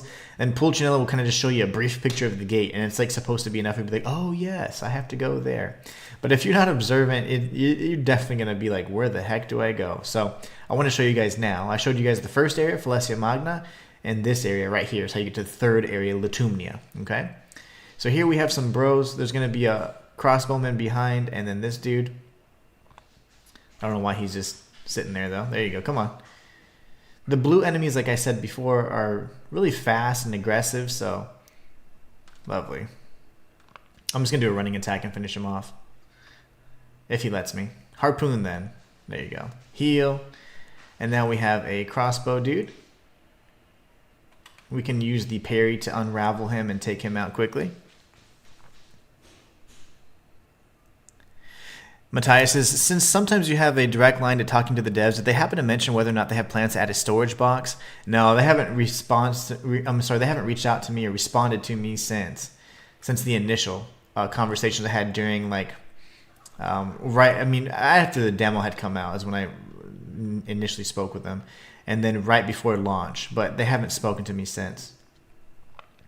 So here we can grab this item, and then we have a tough fight up ahead. This is going to be a beefed up version of the kind of the spear-wielding enemy. And there he is. Okay.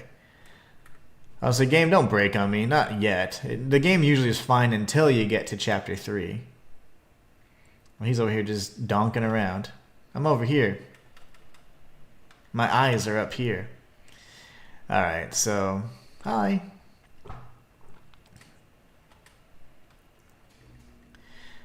So for this guy and powerful enemies like this, if you don't have, like for example, a Fatro dealing element, just make sure you're parrying as much as you can. That's going to be what allows you to defeat them really quickly.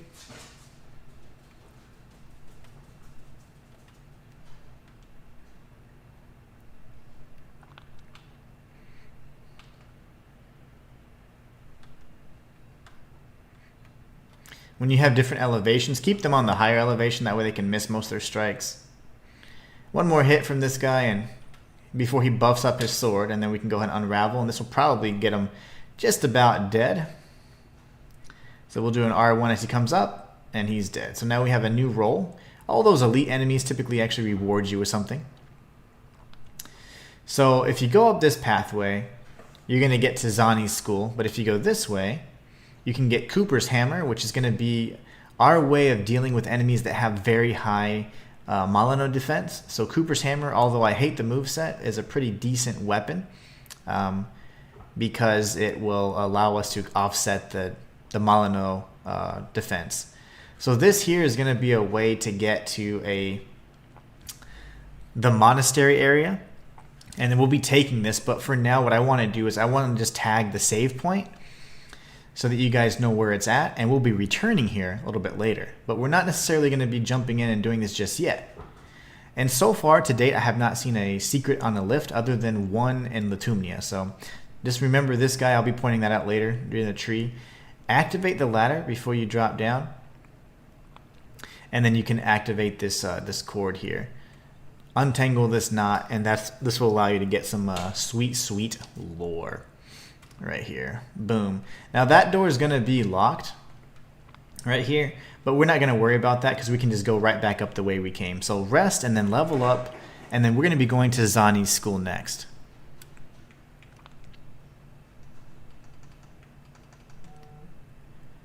Alright, Matthias says, hopefully they do, because that's a huge quality of life that I always appreciate, especially when games have so many weapons and armor. Yeah, and you can't even, like, you can sell some of the stuff, but I do like having a way to manage it a little bit better. So we're going to come up here, and we're going to return back towards the elevator and go towards Zani's school. Zani is an actor boss. He's actually pretty difficult. He's just huge, and he does deal quite a bit of damage because he's fast. So he relies primarily on melee strikes and using a kind of like a pitchfork type thing. It's like a trident slash spear thing, so you'll see. All in due time. So now that we go out, the elite enemies typically do not respawn, so we should be fine. But we're going to be coming this way, up the stairs, and there'll be another one of those enemy variants, but he's not going to be anything we can't deal with. Remember, if you stay at different elevations, you can pretty much trivialize most of these fights unless they do vertical strikes. Like so. But he's already dead, so. Alright, so now we're going to come up here. And as we approach Zani's school, we'll see Pulcinella again.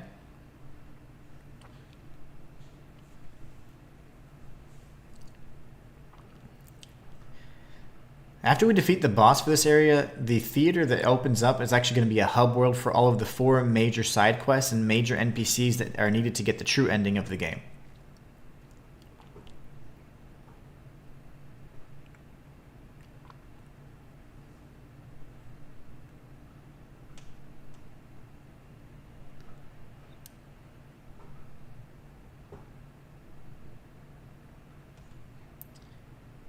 Alright, so now we've spoken to him, we can grab this item and we're going to go ahead and activate the cord. Corda Resonante, we can untangle this. This will be another save point for us. You can rest here, and then if you are able to, we can always check and see if we're able to level up our weapon any further. We're going to be collecting nearly all of the upgrade materials along the way, so just so you know, you'll be able to max out anywhere from 4 to 5 weapons if you follow my guide. At the point where it's most relevant. So pretty much at the point where you're reaching chapter 3, you're going to be able to max out some of your weapons, and you'll just be completely decimating enemies with whatever weapon you choose. So go ahead and use an Ardor Blast here, a parry, and then you can use your Ardor Stomp, jump up here, run across, and then just kill him. Then you can open up the chest up here, and then we can go on the other side of this area.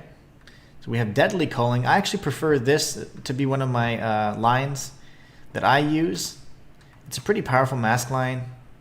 Quite a bit of stagger damage as well. So we're going to change up our lines a bit. So here in loadouts, we're going to look at our lines.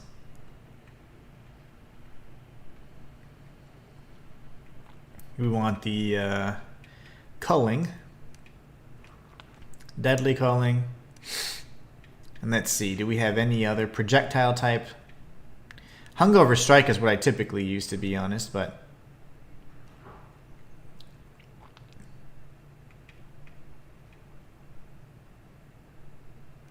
we haven't had a Grazia dealing in one, so that would be fun too. You can use Hungover Strike and Culling, that's typically what I do, but if not, you know, use whatever you feel is most effective and whatever suits your playstyle. Remember, I'm doing a maskless challenge run as I'm showing you guys how to beat the game, so you don't have to follow me exactly. I'm just showing you how to get everything, complete every side quest, and beat every single boss. But you can play and use whatever weapons are best suited to your style. So we're going to have another fight with an elite, kind of like a spear-wielding enemy. I call these like mini Curtises.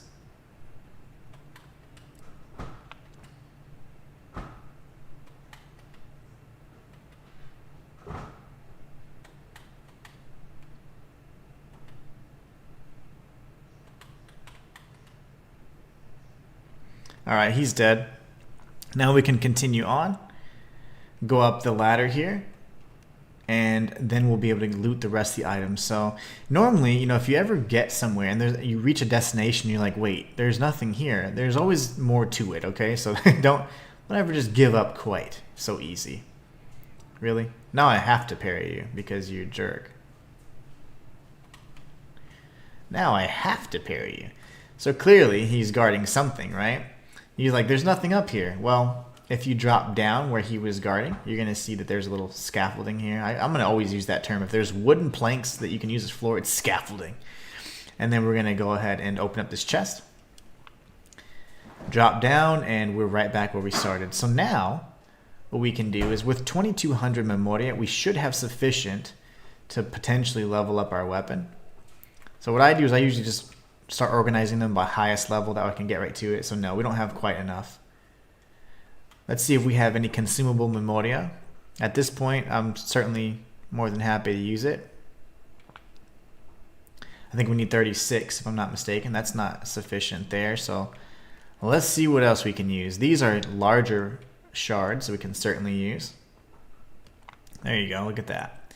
So now we can level this up again. And it's already at level 5, which is fantastic. It's going to be dealing all kinds of damage. And then we can see if we can level up our actual character any as well. So go to leveling. See if we're going to get that up to 30, and then we'll get our assassin up to 25. In terms of the path of innovators, we have 100 skill points. So let's take a look and see what we can use now.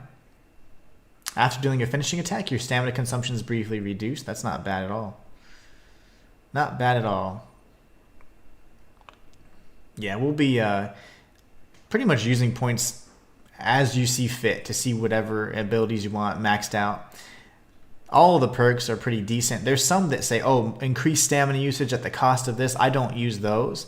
I don't like to have any negative effects, so if I can just stack up the positive effects, I'll do just that. So open up these 2 chests here before we enter the boss fight. We got more memory here, more Memoria. This is the consumable item, of course. A Fessite nugget for crafting materials, and then we have some goodies on this side, and then on the opposite side we have some lore. We'll be facing off with Zani. Zani is, again, pretty relentless in the second phase. Phase 1's not so bad, but if you can inflict poison, you're going to see his health just kind of completely melt away. So stay in the center for now. We don't want to get in the pool of Vis and take any additional damage. So let's watch the cutscene, and we'll get ready to whoop this guy's ass too.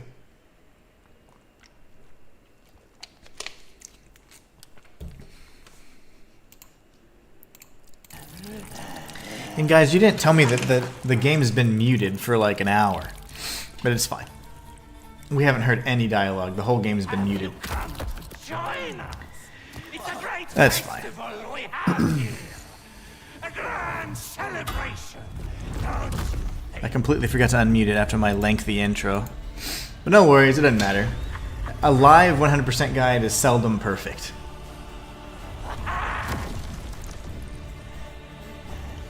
Now we've got some sound finally, after an hour and a half. Forgive me. I have something stuck in my mouth. Alright, stay aggressive and stay up close. He's going to start doing a little stomp attack to get close to us. There you go. Once he's close enough, try and hit his little head. He's poisoned now, which is great.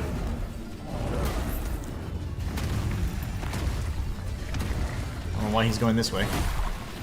But there you can see his health is just melting. Melting away. And what we can do is we can sprint if he starts doing that and heal away. He'll be able to reach you from damn near across the map, so don't think that distance is going to help you. It'll just help you heal. You get a quick heal in, at best.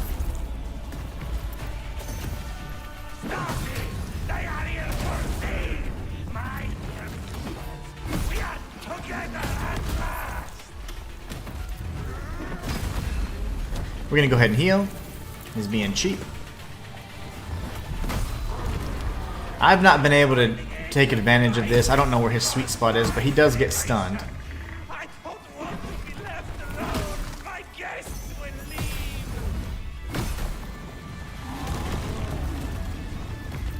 Heal.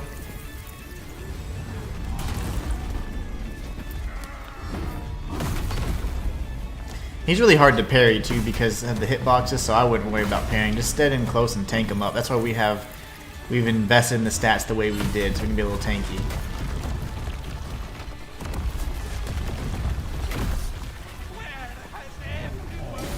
Back away, heal.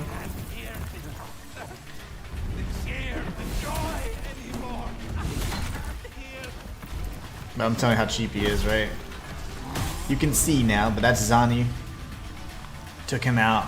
We can watch a lengthy cutscene. Dominic Demon Slayer says, "Oh no, I haven't even finished your maskless run. I'm only halfway through." Well, unfortunately, Dominic, you didn't miss it. That file got deleted on September 21st. So after that Friday, it got deleted because I had the demo save file, and apparently the programming is so buggy, it's so broken at launch that if you had a demo save file along with this, it'll delete it. And my file was deleted completely. I had no progress. I had to start a brand new game over. I did start a brand new game over on Saturday so I could go ahead and practice and get right back to where I was at and prepare for the 100% guide that I was going to do. But then that file is also corrupted because there's a boss fight where the second phase won't trigger, so I'm hard locked out of progression in that file. So that also is like a dead file. So I was like, I don't know what to do. So I decided that I was going to go ahead and do a live 100% guide. And that way you guys can witness if things break. You'll see it firsthand, like, hey, I can't progress this. But I know how to get everything up to, a very certain point and defeat every single boss, complete all the side quests. So unfortunately, I'm combining my 100% guide, making it live, and then doing my challenge run alongside as a maskless run. So hopefully everybody can get some enjoyment out of it. The maskless part is fun for me and people that like challenge runs. The 100% guide is good for people that want to see how to get everything. So hopefully we can please most people in this run. But yeah, you didn't miss it. It's gone. It's deleted. So not from YouTube, but from my PlayStation. All that is just gone. So really frustrating, really disappointing. Yeah, it's incredibly sucky, man. I was going for the world's first completion too, and now it's like, well, hell, I don't know. I mean, I don't even care at this point. I'm just trying to just beat the damn game without it breaking on me. Okay, he's just doing that. So we're gonna grab. There's tons of loot in this area, so we'll be going around like 1 or 2 times to grab everything. So we can grab this first. He's gonna keep chatting and saying, "Oh, wonderful, wonderful." Magnificent! Truly magnificent! All right, so he's dead. I mean, not he's dead. That's done. We're gonna go around here. There's plenty to explore around this area, so I'll try and like give you the best path to take. But you get theater long swords, theater ultra swords, theater every kind of sword you can think of. So it's pretty good, depending on your playstyle and what you want to use. But just so you know, like this just circles back up and around. So this would be the other side of where he was like magnificent, magnificent, right? So once we're on the second floor, you can grab these goodies, get a theater halberd, and then we're gonna actually be in the main area here. There's goodies on either side of this, and any empty rooms that you see, they're gonna be themed a certain way. They're gonna be hub areas for the NPCs that you assist along the way, each of which happen to be deities. So there'll be some deities that you're going to be assisting along the way. One of them is Maya, one of them is Velta, and one of them is Litho.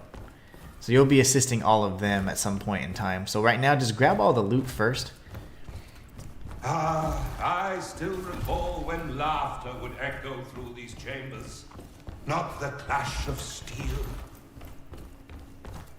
There's a sword behind here as well. A Theater Ultra Great Sword. But we're not going to change out our Colossal Greaser. It's going to be one of the better weapons in the game. So now that we do this, we can go ahead and rest. We have tons of Memoria, and we can level up pretty significantly. And yeah, I hope it doesn't happen to you, Matthias. I hope you don't get that. Just make sure that, like, if you're about to die and he's about to die in one hit, that you just either let him kill you or whatever, but don't try and do it at the same time. Because I think I died and I hit him with a shot, and I think that like broke the entire game. So I think I dealt the final blow and he did, and the game just couldn't take it. Alright, so we're going to bump this up to 30. This will go up as high as we can get it. So now our bruiser is nice and healthy. Path of Innovators, we're going to have plenty of points, but we're going to wait a little bit. We can save some more up, to be honest. We'll save a few more up. You can always use them. It's just however you want to do that. I'm not going to necessarily give you the best path to take. It's preference.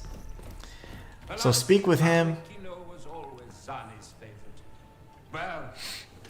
And then I'm going to show you the rest of the rooms that you're going to be needing to loot. Onwards, the sun-soaked shores of Felicia Magna await.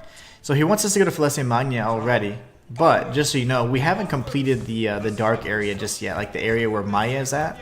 So we need to go and loot the rest of this area first. So if you go here, you're going to notice that there is actually a red key item, and this is called the Sacrificial Dagger. It says, in Quinta, Maya, goddess of life and death, is hidden. So it shows you a statue as well. I'm going to show you exactly how to get to her in due time. So let that little cutscene play out. And you need that item first. If you go beforehand and you don't do this first in the order that I've shown you, you will not be able to fight her. So make sure you get the Sacrificial Dagger first. This is Velta's area. There's going to be 2 items in here, mostly just valuable shell items and there's like things like that.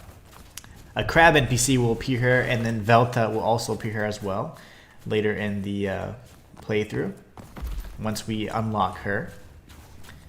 And now, as you continue kind of moving through, this is like the same floor we were at. So this is all just like that main floor, just so you know. But we're going to be circling around. All of these pathways lead to like the main theater, the exit, and each of those side rooms. So Hey, you! we're going to grab all this.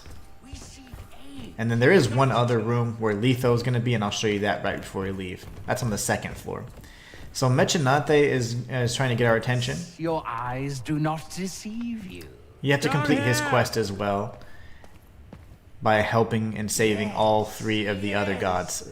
Finally, we are free. Oh, we will more than make this worth your while. So now we got his medallion. Yes, your ears do not. And we have a merchant. You can sell weapons, you can buy weapons, and as you defeat more bosses, their inventory will expand. So they have upgrade materials, unique weapons, mask lines, and consumables as well. Some of which are infinite, and some they only have a finite amount of. But you do well to seek out an Allies value potential grand. Yeah, no doubt, Matthias. Yeah, so if you're ever like in a situation where you're about to kill the boss in one hit and they're going to kill you, like just let them kill you and try again, because if not, you'll freeze the game. These are the 3 gods and goddesses they're referring to. the unknown. And that Litho was actually my favorite NPC. And the full might of our forge we can unfold. Alright, so now that we've spoken with him, you'll always have an upgrade material here for some reason. I don't know if that's intended or not, but you can certainly grab one every time you visit him. So now we can buy certain items. You can buy all these different things here. These are just the consumables we've collected along the way. You can also get a parry gem, all of which are going to expand more mask lines and then materials. These will be the last few items you'll need to actually top off your health upgrades. So there's 3 here and 1 expansion here. So this will get you to 15. This will get you up to 20. So now what we're going to do is I'm going to show you where Letho would be. What cursed creature doth scurry in the shadows? What forgotten hole did he crawl out of? Make him So long story short, he's just saying that he doesn't trust him. And that's another sign why I think that, you know, he's hiding something. I don't necessarily trust Pulcinella. He talks about how, you know, disgusting and whatever he is, but honestly, I don't think he's that bad. It's more so that he was cursed. So we're going to try and help him lift his curse. Alright, so we can grab this item here, and this is where Letho would be. Letho is insanely cool looking. One of my favorite characters in the entire game. Actually, it is my favorite character in my opinion. Really, really cool. Design-wise, and just the fact that it really enhances the lore whenever you figure out more about that particular character. So now we're going to fast travel, and from here we need to go to the, not the monastery, but the old ruler's crypt. The monastery is where we first entered the area, and then we took the shortcut back to Zani's school. The crypt is going to be an area you can take that you won't miss anything, I promise. There's not a single item you can miss if you start here. So from here, you can't open this yet, so you're like, oh, what do I need to do? You'll be introduced to enemies that have Fatuo. So we're going to rest. If we, I mean, I guess we already technically rested. The lore we're to grab down here, and we can take out these enemies. Enemies with Fatuo, if they hit you, they regen some health. So you just need to stay aggressive with these enemy types. And we'll be dropping down from here in due time, circling around the entire area. Alright, so watch for the projectiles. You can time that as best, you know, as carefully as you want to. I usually just sprint across as long as he's not casting. And now we're going to be in a Vino area. This is pretty easy to miss, so make sure you grab this right here. And then we're going to take out these enemies if we can.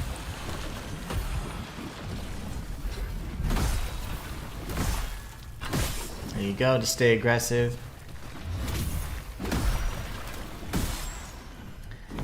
I didn't mean to heal there, but that's fine. So if you circle around, there's going to be a chest you can grab, and then there's going to be some enemies that are powered up with Fatuo. Remember, if they hit you, they're going to be healing. So if you have it, and if you have Fatuo, your elemental damage is increased.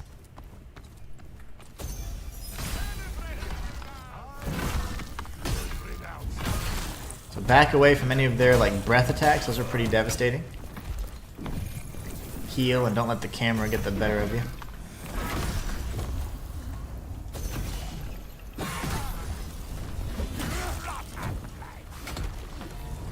Take out these bros. Take out this bro. Okay. Now that they're taken out, we can continue onward.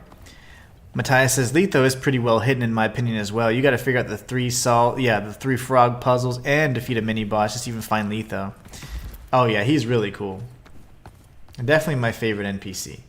So as you can see, there's going to be an item we can grab with there on that table, but not yet. First thing you want to do is drop this enemy down, and don't take this ladder. Instead, lock on, drop down, and kill this enemy if you can. Grab the items, and then this lore entry is going to be really important. Anytime you see a red item, you certainly want to grab that. That's top notch, top priority. Okay, top notch loot. So now we go up here, and then we can take the ladder. The ladder will kind of take us up and around, so interact with the ladder, climb on up. Take out this fool. Grab the loot, and then use an Ardor Stomp to break through. Grab the loot on the table, and then work your way across. Go towards the ladder, and then we'll be up on the... pretty much circling back around where I told you earlier. But there is some more loot we can grab if you're patient. So wait for those 4 strikes, take those guys out, and grab all this loot right here. And before you're done, you see that there's a little pathway here. Jump on that if you can make the jump. And then we'll take out this bro. If you ever need to, just heal, but wait for this. I was gonna say you can use a stomp, and Ardor Stomp can give you some sort of unraveling damage from a distance if you need to. And now that he's taken out, this door doesn't open. You have to jump right back. But just a little extra loot. Never hurts anybody, right? Grab this key item right here, which is a true key to the catacombs. And now you're right back where we started with our save point. And then we can use the key to actually leave this area. Let's see. The lore you find hints and refers to him, which is my favorite lore in the game so far. Definitely inspired by and reminiscent of H.P. Lovecraft and Lovecraftian writing. Oh yeah, for sure. It's got some pretty cool stuff.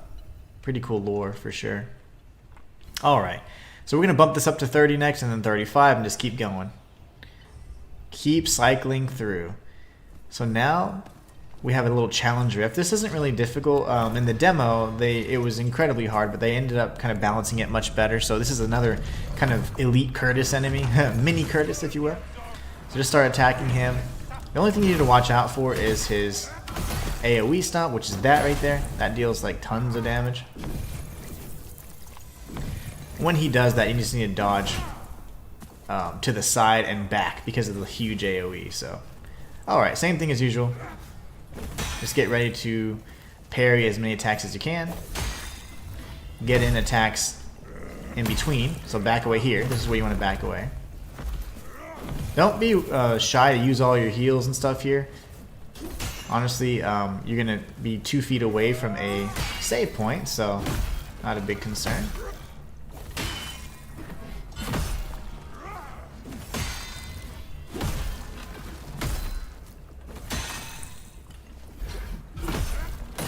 Back away. More often than not, he will interrupt your attack, so just be careful.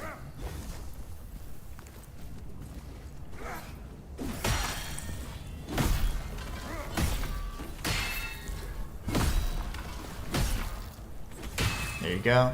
This should just about finish him off. We'll do an R2. Back away. Let the poison do what it needs to do. And we can grab the loot that we were... Okay, good. We grabbed the loot. We got the red hot skewer. And now we can heal. Replenish our heals anyways. He gave us tons of leveling as well, so feel free to use that. You know what? We're going to bump this up to 30 as best we can. We'll just keep it going that way. Usually I keep it a little less even out, but it's fine. We're going to be super balanced in this playthrough. Alright, so this is going to be the main entry. This is a path we're going to take here in due time. But let's take out these enemies first.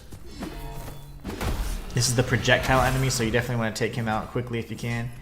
This is the melee variant, so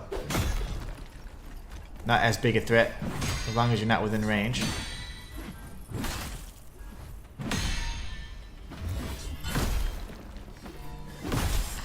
Alright, he's dead. We can go ahead and grab the loot. And just so that you guys know, we didn't miss anything. This staircase is where you're going to lead to that initial save point where there's that one enemy kind of just patrolling the area. So you missed nothing at all. This is the main entrance for this area. If you keep going straight, you're going to go to that save point. That is the Monastery of Maya, or whatever it's called. So nothing crazy there. So now what we can do is just circle back around. There's no loot in this little quarter, believe it or not. And we already looted everything we could there. So now we're just going to move onward. Grab this loot right here. Take out this bro through... Oh, this bro. Okay. Drop down. Grab this loot. And then note that there is a ladder there. That's going to lead to the boss of this particular area. We are going to skip this enemy. Instead, we're going to drop down. And then we're going to take out this guy over here. If you hit them, you interrupt that projectile attack. So even if the orbs are summoned, you're fine. Now what we want to do is just rush these enemies the best we can. Alright. And then we have this bro over here.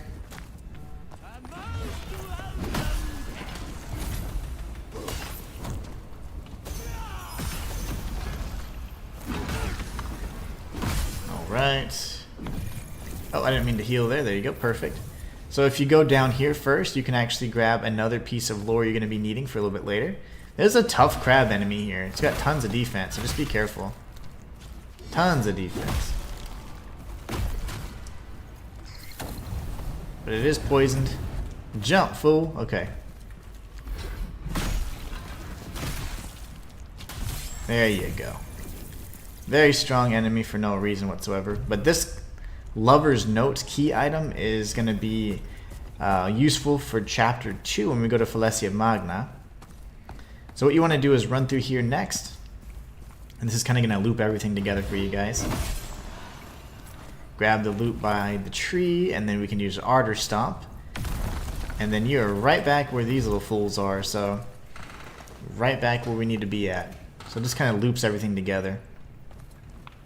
You don't need to, if you don't need to level up or refill your heals, then you can continue onward. This time we're going to go through the same exact path.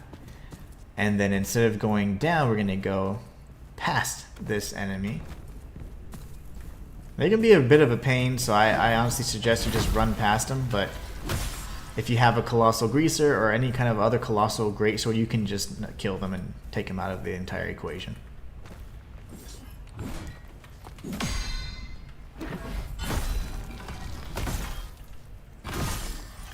Alright, so he's dead. This door is locked for now, but it will be opened here shortly. And we'll be opening it, believe it or not. Nothing in here, but we'll be jumping down from there as well. Remember I told you there's a tree and a mage? Well, this is the other side of that. If we were to go and phase through the wall, we'd be able to go right back to our save point down below, where the crypt is. So this is kind of weird collision detection here, so just jump until you're safe. Get on top, and then we're going to circle around. There will be a powerful enemy down below, one of the enemies we fought with the pink sword, so just get off from this side first. Do a running attack if you're able to. If not, an R2 will suffice. And then back away and use your Ardor abilities if you can. Any ranged abilities will always do the trick. Rush this enemy because they do their projectiles, and then do the same for the enemy upstairs. There's no items around, so just, you're fine. You're not missing out on anything. Now we want to climb up this tree and then follow it all the way across instead of dropping out in there. Follow it all the way across so we can get this right here. This is another shred of Carnivaccio, upgrade material. And you can certainly use those upgrade materials. I actually strongly suggest you do so. So now from here, we can pretty much continue leveling. And then we're going to do a little series of drops. So if we were to drop down from here, we'd be facing off the enemy that was that I said was kind of difficult to watch out for. But we're going to go down this way instead. The Crimson Cloister is what we're looking for. So hold forward, drop down, get the chest, and then as long as you touch this item, you pick it up. It's just unraveled spices. So if you get the attack off first, then this enemy is as good as dead. Then you can use the key to the Crimson Cloister to open this up. And we have a difficult enemy up ahead, kind of like an elite variant of that mini Curtis enemy I keep referring to. The one that uses the little spear. It's like a 2-point spear. So there is an enemy up above, so just try and get the attention of this guy. That way he can come over here and we can be protected from any range attacks. His combos are actually pretty extensive, so just make sure you watch it. He loves doing all that stuff, all these fancy strikes, very fast strikes too. But the poison will do its work. And now that he's dead, we can come back around. We're not going to be able to get a revenge on this enemy just yet. So instead, grab this loot,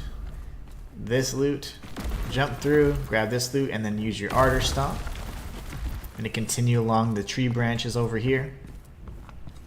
And there's two enemies to face off with. There's this melee variant and then this dummy. The melee variant aggro's first, so you want to take him on.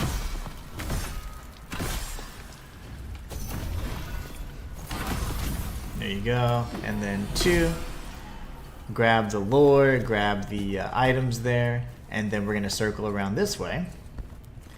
We've got an item to grab over here. And then we'll be circling around where this idiot was. This is where you can get your sweet, sweet revenge.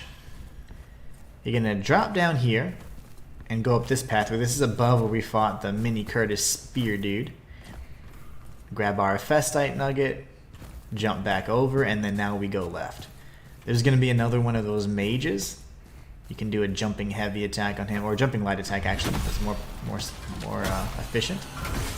Grab the lore and then drop down, and there's nothing here. This is all just kind of tying everything together. And as you circle around, you can knock down the ladder so you can activate the shortcut if for whatever reason you were to fall or die. But you can warp between pretty much any untangled knot or corda dissonante, so you would never really have a means to use that ladder. So let's see if we can level up our weapon. We can't level up anymore just yet. Do we have any consumable souls we could use? Consumable memoria. We have some, but I don't know if it's sufficient. Let's see. What is this going to do for us? 5,000? Is that going to do the trick? There you go. Now we have our Colossal Greaser to level 6. Fantastic. Now we can rest. We can go ahead and apply some of our Path of Innovators points. Let's see what we find the most beneficial here.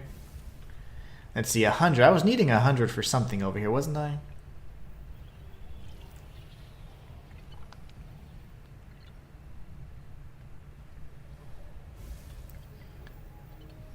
Let's see. I like that. Okay, we'll use that for now, and then see if we can use any of these at this point. Ooh, parrying is going to be good. Parrying improves some of your health. We'll do that one next. That's going to be huge, especially for us because we parry like freaking champs, and you will too if you follow this guide. All right, so now we're going to be treated to a cutscene and a tricky boss. He uses a lot of faccio and range attacks. But if you stay on the aggressive and parry him and get him unraveled, you're going to take away about 75% of his health in just a few moments.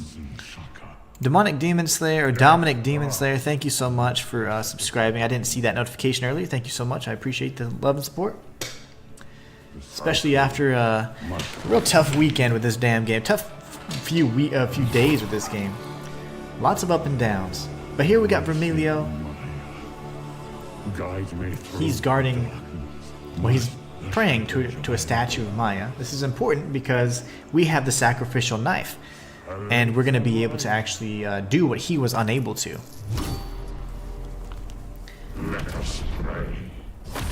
Alright, so the fight starts off pretty suddenly. So just go ahead and sprint towards him to eliminate his ability to do any projectile or ranged attacks and do a running R2. R1. Okay, and now just wait for parry opportunities here.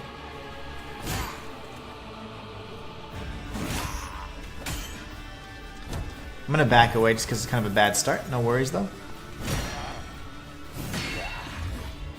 I am your savior. Your only beacon of faith. Okay. Now that we got him unraveled, we can deal some major damage here. And now he's poisoned. We'll do a heavy attack. R1. Stay in close. R2. R1. R1.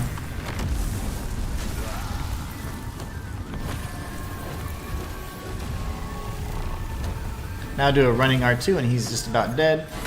And that's Vermiglio.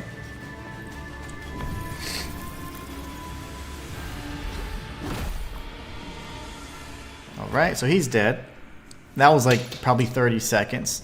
And if you've been leveling the same way, you'll be able to accomplish the same thing. Mother sacred, make darkness light before me. Devotion. So in regards to the Path of Innovators, I think that the best options are going to be the ones that are on the down and the right slot. The one on the left has to deal mostly with infusions, but I haven't successfully... I guess I've never used a weapon that doesn't already have an infusion in it. So I don't see how the infusion actually takes place, because sometimes it says if you use a weapon or a mask line in this skill, or in this slot, it'll infuse it with Vis, but it doesn't seem to work.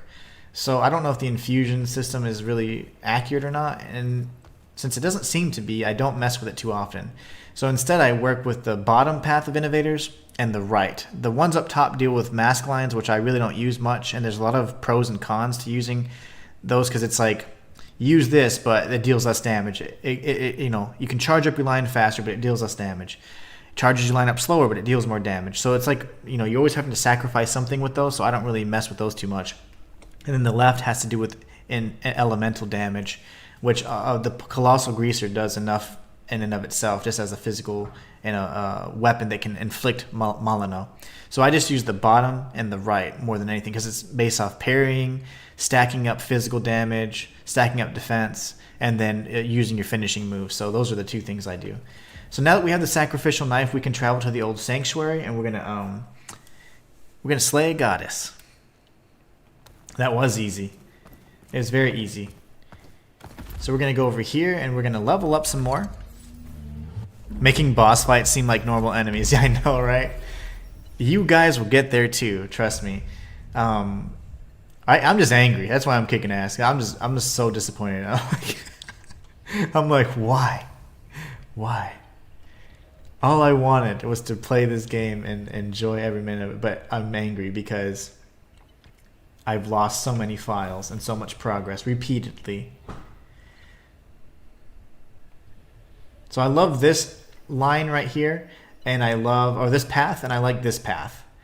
I don't necessarily like the purple path because it deals with like infusions, which don't seem to work very consistently, and then these are just mask lines. So again, something that I do like, but again, you always have a con with it. Mask lines charge faster but deal less damage. They charge up slower but deal more damage. So it's like I want them to grow fastly and do a lot of damage. So, you know, it's one of those things where I don't like those trade-offs. I don't really dodge much, so I won't be messing with that. Red Tear Stone Ring ability, love that. Parry attacks more effectively, I don't mind that. It's always nice to have a little help. Stamina regen is increased.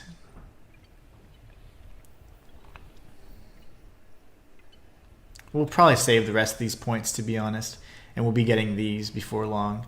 This one's really nice. Dealing damage to enemies' health is below a certain point instantly kills it.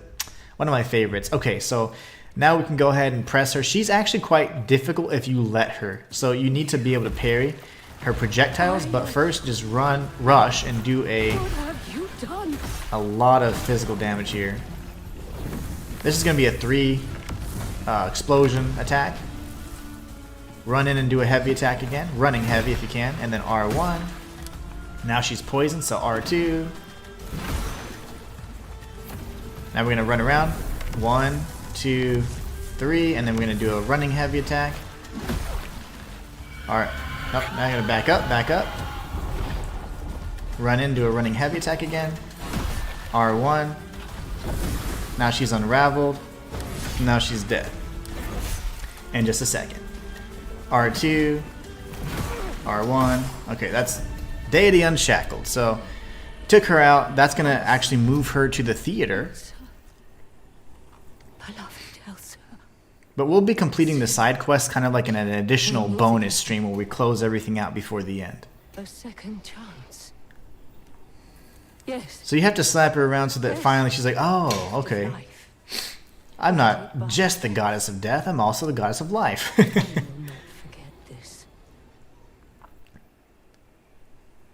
Okay, sweet. So now we're good. We got her beaten.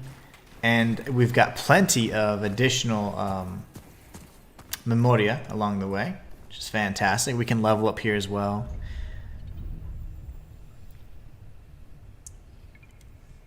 Shay, this is, but beating them multiple times allows you to be able to give advice on the bosses, so there's a positive to it. Oh, I know. Yeah, definitely a positive, but it's just so incredibly frustrating. I was trying to do the world's first completion. I clearly would have been able to do it at the progress that I was making, but it just bothers me when there's things that are out of my control that continuously set me back. Like, I don't mind, like, okay, a setback I can't control, got it. You can only control what you can control.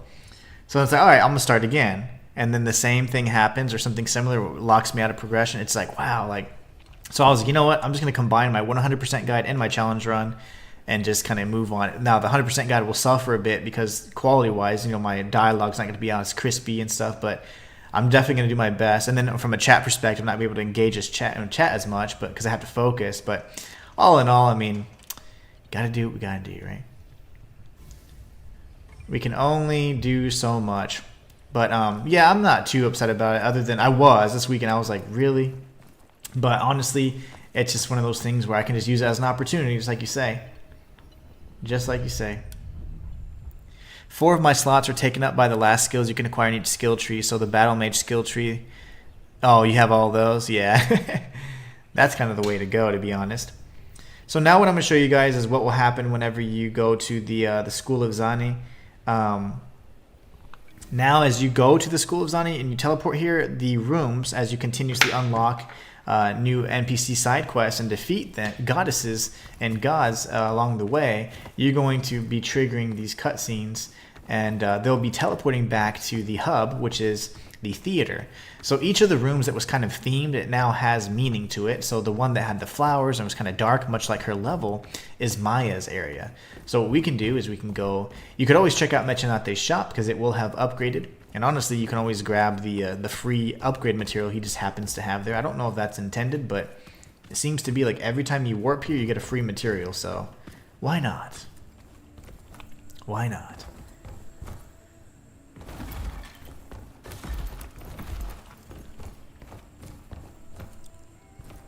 The last one you can acquire is greatly increased ardor power and a chance to MASKLESS to instantly charge. Yeah, that's nice. Very, very nice. But see, there's more materials here. You can chat with Mechanate again, and pretty much he's just going to try and peddle you wares for now. As you speak with him more and complete more of the side quests for the bosses, you're going to see that you're going to have more upgrade materials and things like that at your disposal. So for now, he hasn't really expanded his wares just yet. But we're going to go speak with Maya.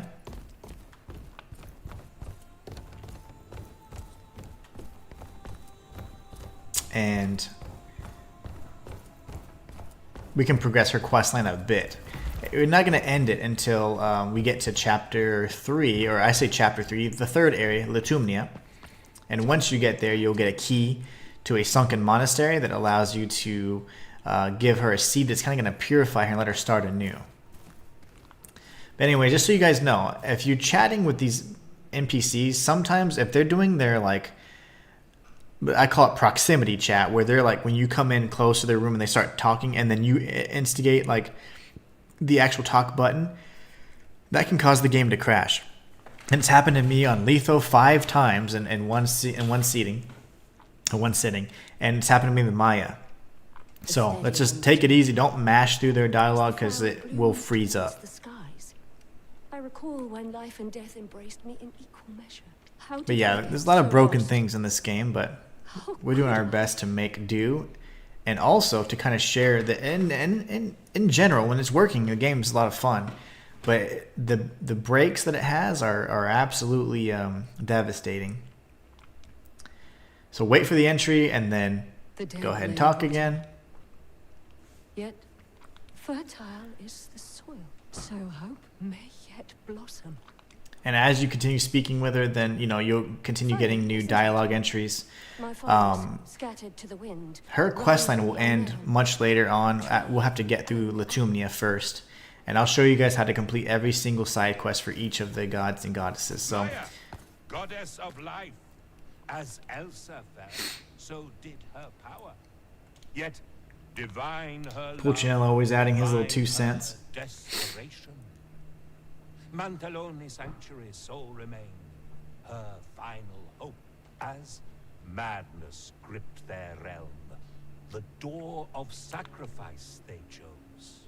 Yet Maya's fate to theirs was linked. Their souls she grasped, anchored them to this mortal realm. So did the mother of life give birth to undeath. I like her story though. Only by the mindless husks of the damned, to madness she was driven. Alright, so that's kind of her introduction to the theater, to the hub world for us. And we're going to be returning to the very first save point, the shores of Quinta, so I can show you guys how to progress to the next area. So if you want to go to Falesia Magna, that is the next area. And so we're going to be traveling to the Field of Beginnings. We got through that pretty quickly. So I'm looking through my notes to see if there's anything I may have missed. But honestly, this is going to be probably a 99% guide because something's likely to break along the way. So there'll be something that we just can't achieve. But in the meantime, though, I'm going to show you guys how to get to the next area, which is Falesia Magna. And once we arrive, I'll let you guys tell you guys how we're going to prepare for the next episode because Falesia Magna is quite long. So that'll be probably, I'll probably start the stream at 10 a.m. tomorrow so we can do a 4-hour stream and we'll beat Falesia Magna and then we'll be jumping over to Latumnia. Letho was like, don't you dare interrupt my monologue, I will crash your game. I didn't even try to do that. He was just having all these dialogues happen at once. Like when I got into his room, he started chatting, and then I like said, oh, okay, interact, and then he just broke on me multiple times. And then during his standard dialogue, the same thing happened. So I was like, dude, this is just crazy. And that happened with me on stream too. Maya her dialogue just broke the game. So here you have two pathways. You have this lumberjack boss, and you have these items down here. This is actually the path to the sunken monastery. So when we get the monastery key, or the sunken monastery key in chapter 3, from a friendly Fauno, you can actually enter this area and you'll grab a continuation seed or seed of continuity or whatever the hell it's called, and that's going to progress and end Maya's questline. So next, let's go ahead and take out our anger on the lumberjack boss. While he's buffing his weapon, we can go ahead and deal some pretty significant damage here. He's poisoned now, so even if he heals, he's no match. Dodge to the side. And he can heal. He always heals that very first bit of damage you deal to him, so.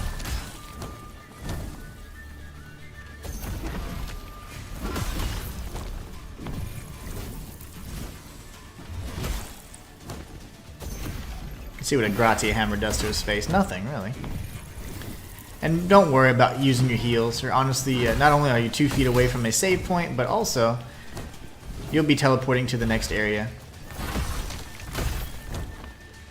He's poisoned, so he'll just die. We can just watch him die if we like.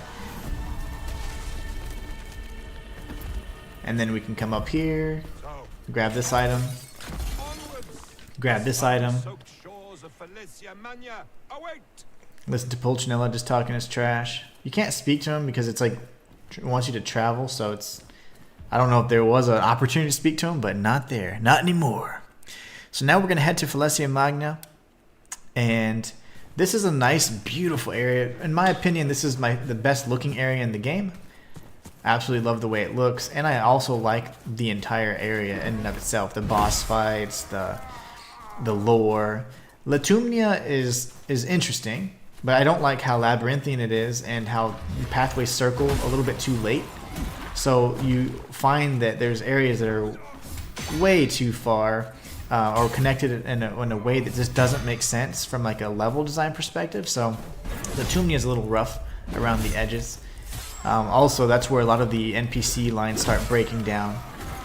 So you just got to be very careful there. But grab the items that are around here.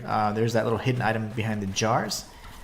If you go this way, you're going to fight with a boss that we're not prepared for yet because you don't have the proper weapon. So grab the lore instead. Take him out. Prepare to just parry this guy's weapon here. Now that he's unraveled, we can go ahead and take him out, and then we'll tag the very first save point. There is an anvil near this save point, so what we want to do is use it to upgrade our weapon. Waters crystal clear. Such joy filled these shores once. So it's Pulcinella, again, speaking his little riddles. We need to go up there at some point, and we will. That's the tower. Alas, another task awaits us. Another tyrant standing in my our way. Spaventa, you see, icon of the league. So you ran out of lumberjacks. I thought that some of them respawned. A lot of those bosses don't, of course, respawn, but I thought there was standard lumberjack enemies at some point. Because I got the lumberjack weapon. Alright, so he's going to do his little rhyme. And what we want to do is we want to look to see if we can upgrade our Cooper's hammer. So you want to go to Colossal Hammers, which is right here, And Cooper's Hammer is going to be a really strong Vs dealing weapon. Any weapon that deals Vs damage is strongly suggested. So you have a handful to pick from. Like you have the Bloodlust little dagger. Oh, it's a longsword actually. You have this right here, the Hangover Saber. I mean, tons of different options you have at your disposal, but I personally do not like the moveset for Cooper's Hammer. So I think I'm going to be changing this as well, just because I think that the moveset's terrible. I in my personal playthrough, the challenge run and the secondary playthrough I was doing, I used Cooper's Hammer just because of the massive amounts of Vs damage it did. But I don't think I'm going to be using it necessarily. I prefer to use something different, and I want to see what I can do that's going to be more fun. So let's see. Saber. I've never even used a Saber before. What has more Vs damage? Because I would like to use... Ooh, the Blacksmithing Hammer. There you go. That's cool. Pretty decent amount of Vs, but I don't like hammers. I want to use potentially a great sword or a weapon that is just going to deal tons of damage. Like, okay, that's a great sword as well. And that's one of the first ones we got, so pretty good. You do get a Colossal Greatsword that deals damage like that, or deals specifically your Vs damage, but I'm going to take the risk right here, and we're going to go for... Yeah, 146. I'm trying to see which is still going to deal some pretty decent physical damage as well, without me completely just changing up the strategy here. Alright, so 86 to 98. Yeah, this is still a good weapon, so let's go ahead and just level this up for now. You should be able to get this up to just about level 6.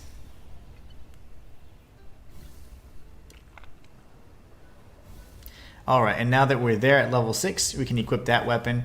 Instead of Cooper's Hammer would have been in the second slot, but we're going to change it out to this instead. And we're going to check out the moveset. Yeah, that's not bad. It's still pretty heavy. I like that. So we'll be dealing some pretty decent damage with this as well. And it's Vs damage, which is going to be great against enemies that have really decent damage against it and that have green health bars. That means they're inflicted with Malano, so they're already going to be pretty beefy. So yeah, I think we're going to be in good shape. This is going to be a good weapon. So the only thing is I don't know why it changed out my weapon. There you go. 600 damage versus 300 damage. Isn't that funny? Whew. But the Vs should be what we care about, right? Anyway, so that's a good start. We're going to go ahead and see if we can level up any, and then we're going to end the stream here. In the next episode, we'll be covering Phalesia Magna, and then in the following episode, we'll be covering Latumnia, and then possibly closing out all the side quests, and then closing out the game in a fourth and final stream. So I want to say thank you all so much for stopping by. Thank you for also just dealing with me and my inability to really engage with chat a lot today, just because I'm kind of combining a 100% guide and a challenge run and a live stream all in one. So you guys are awesome.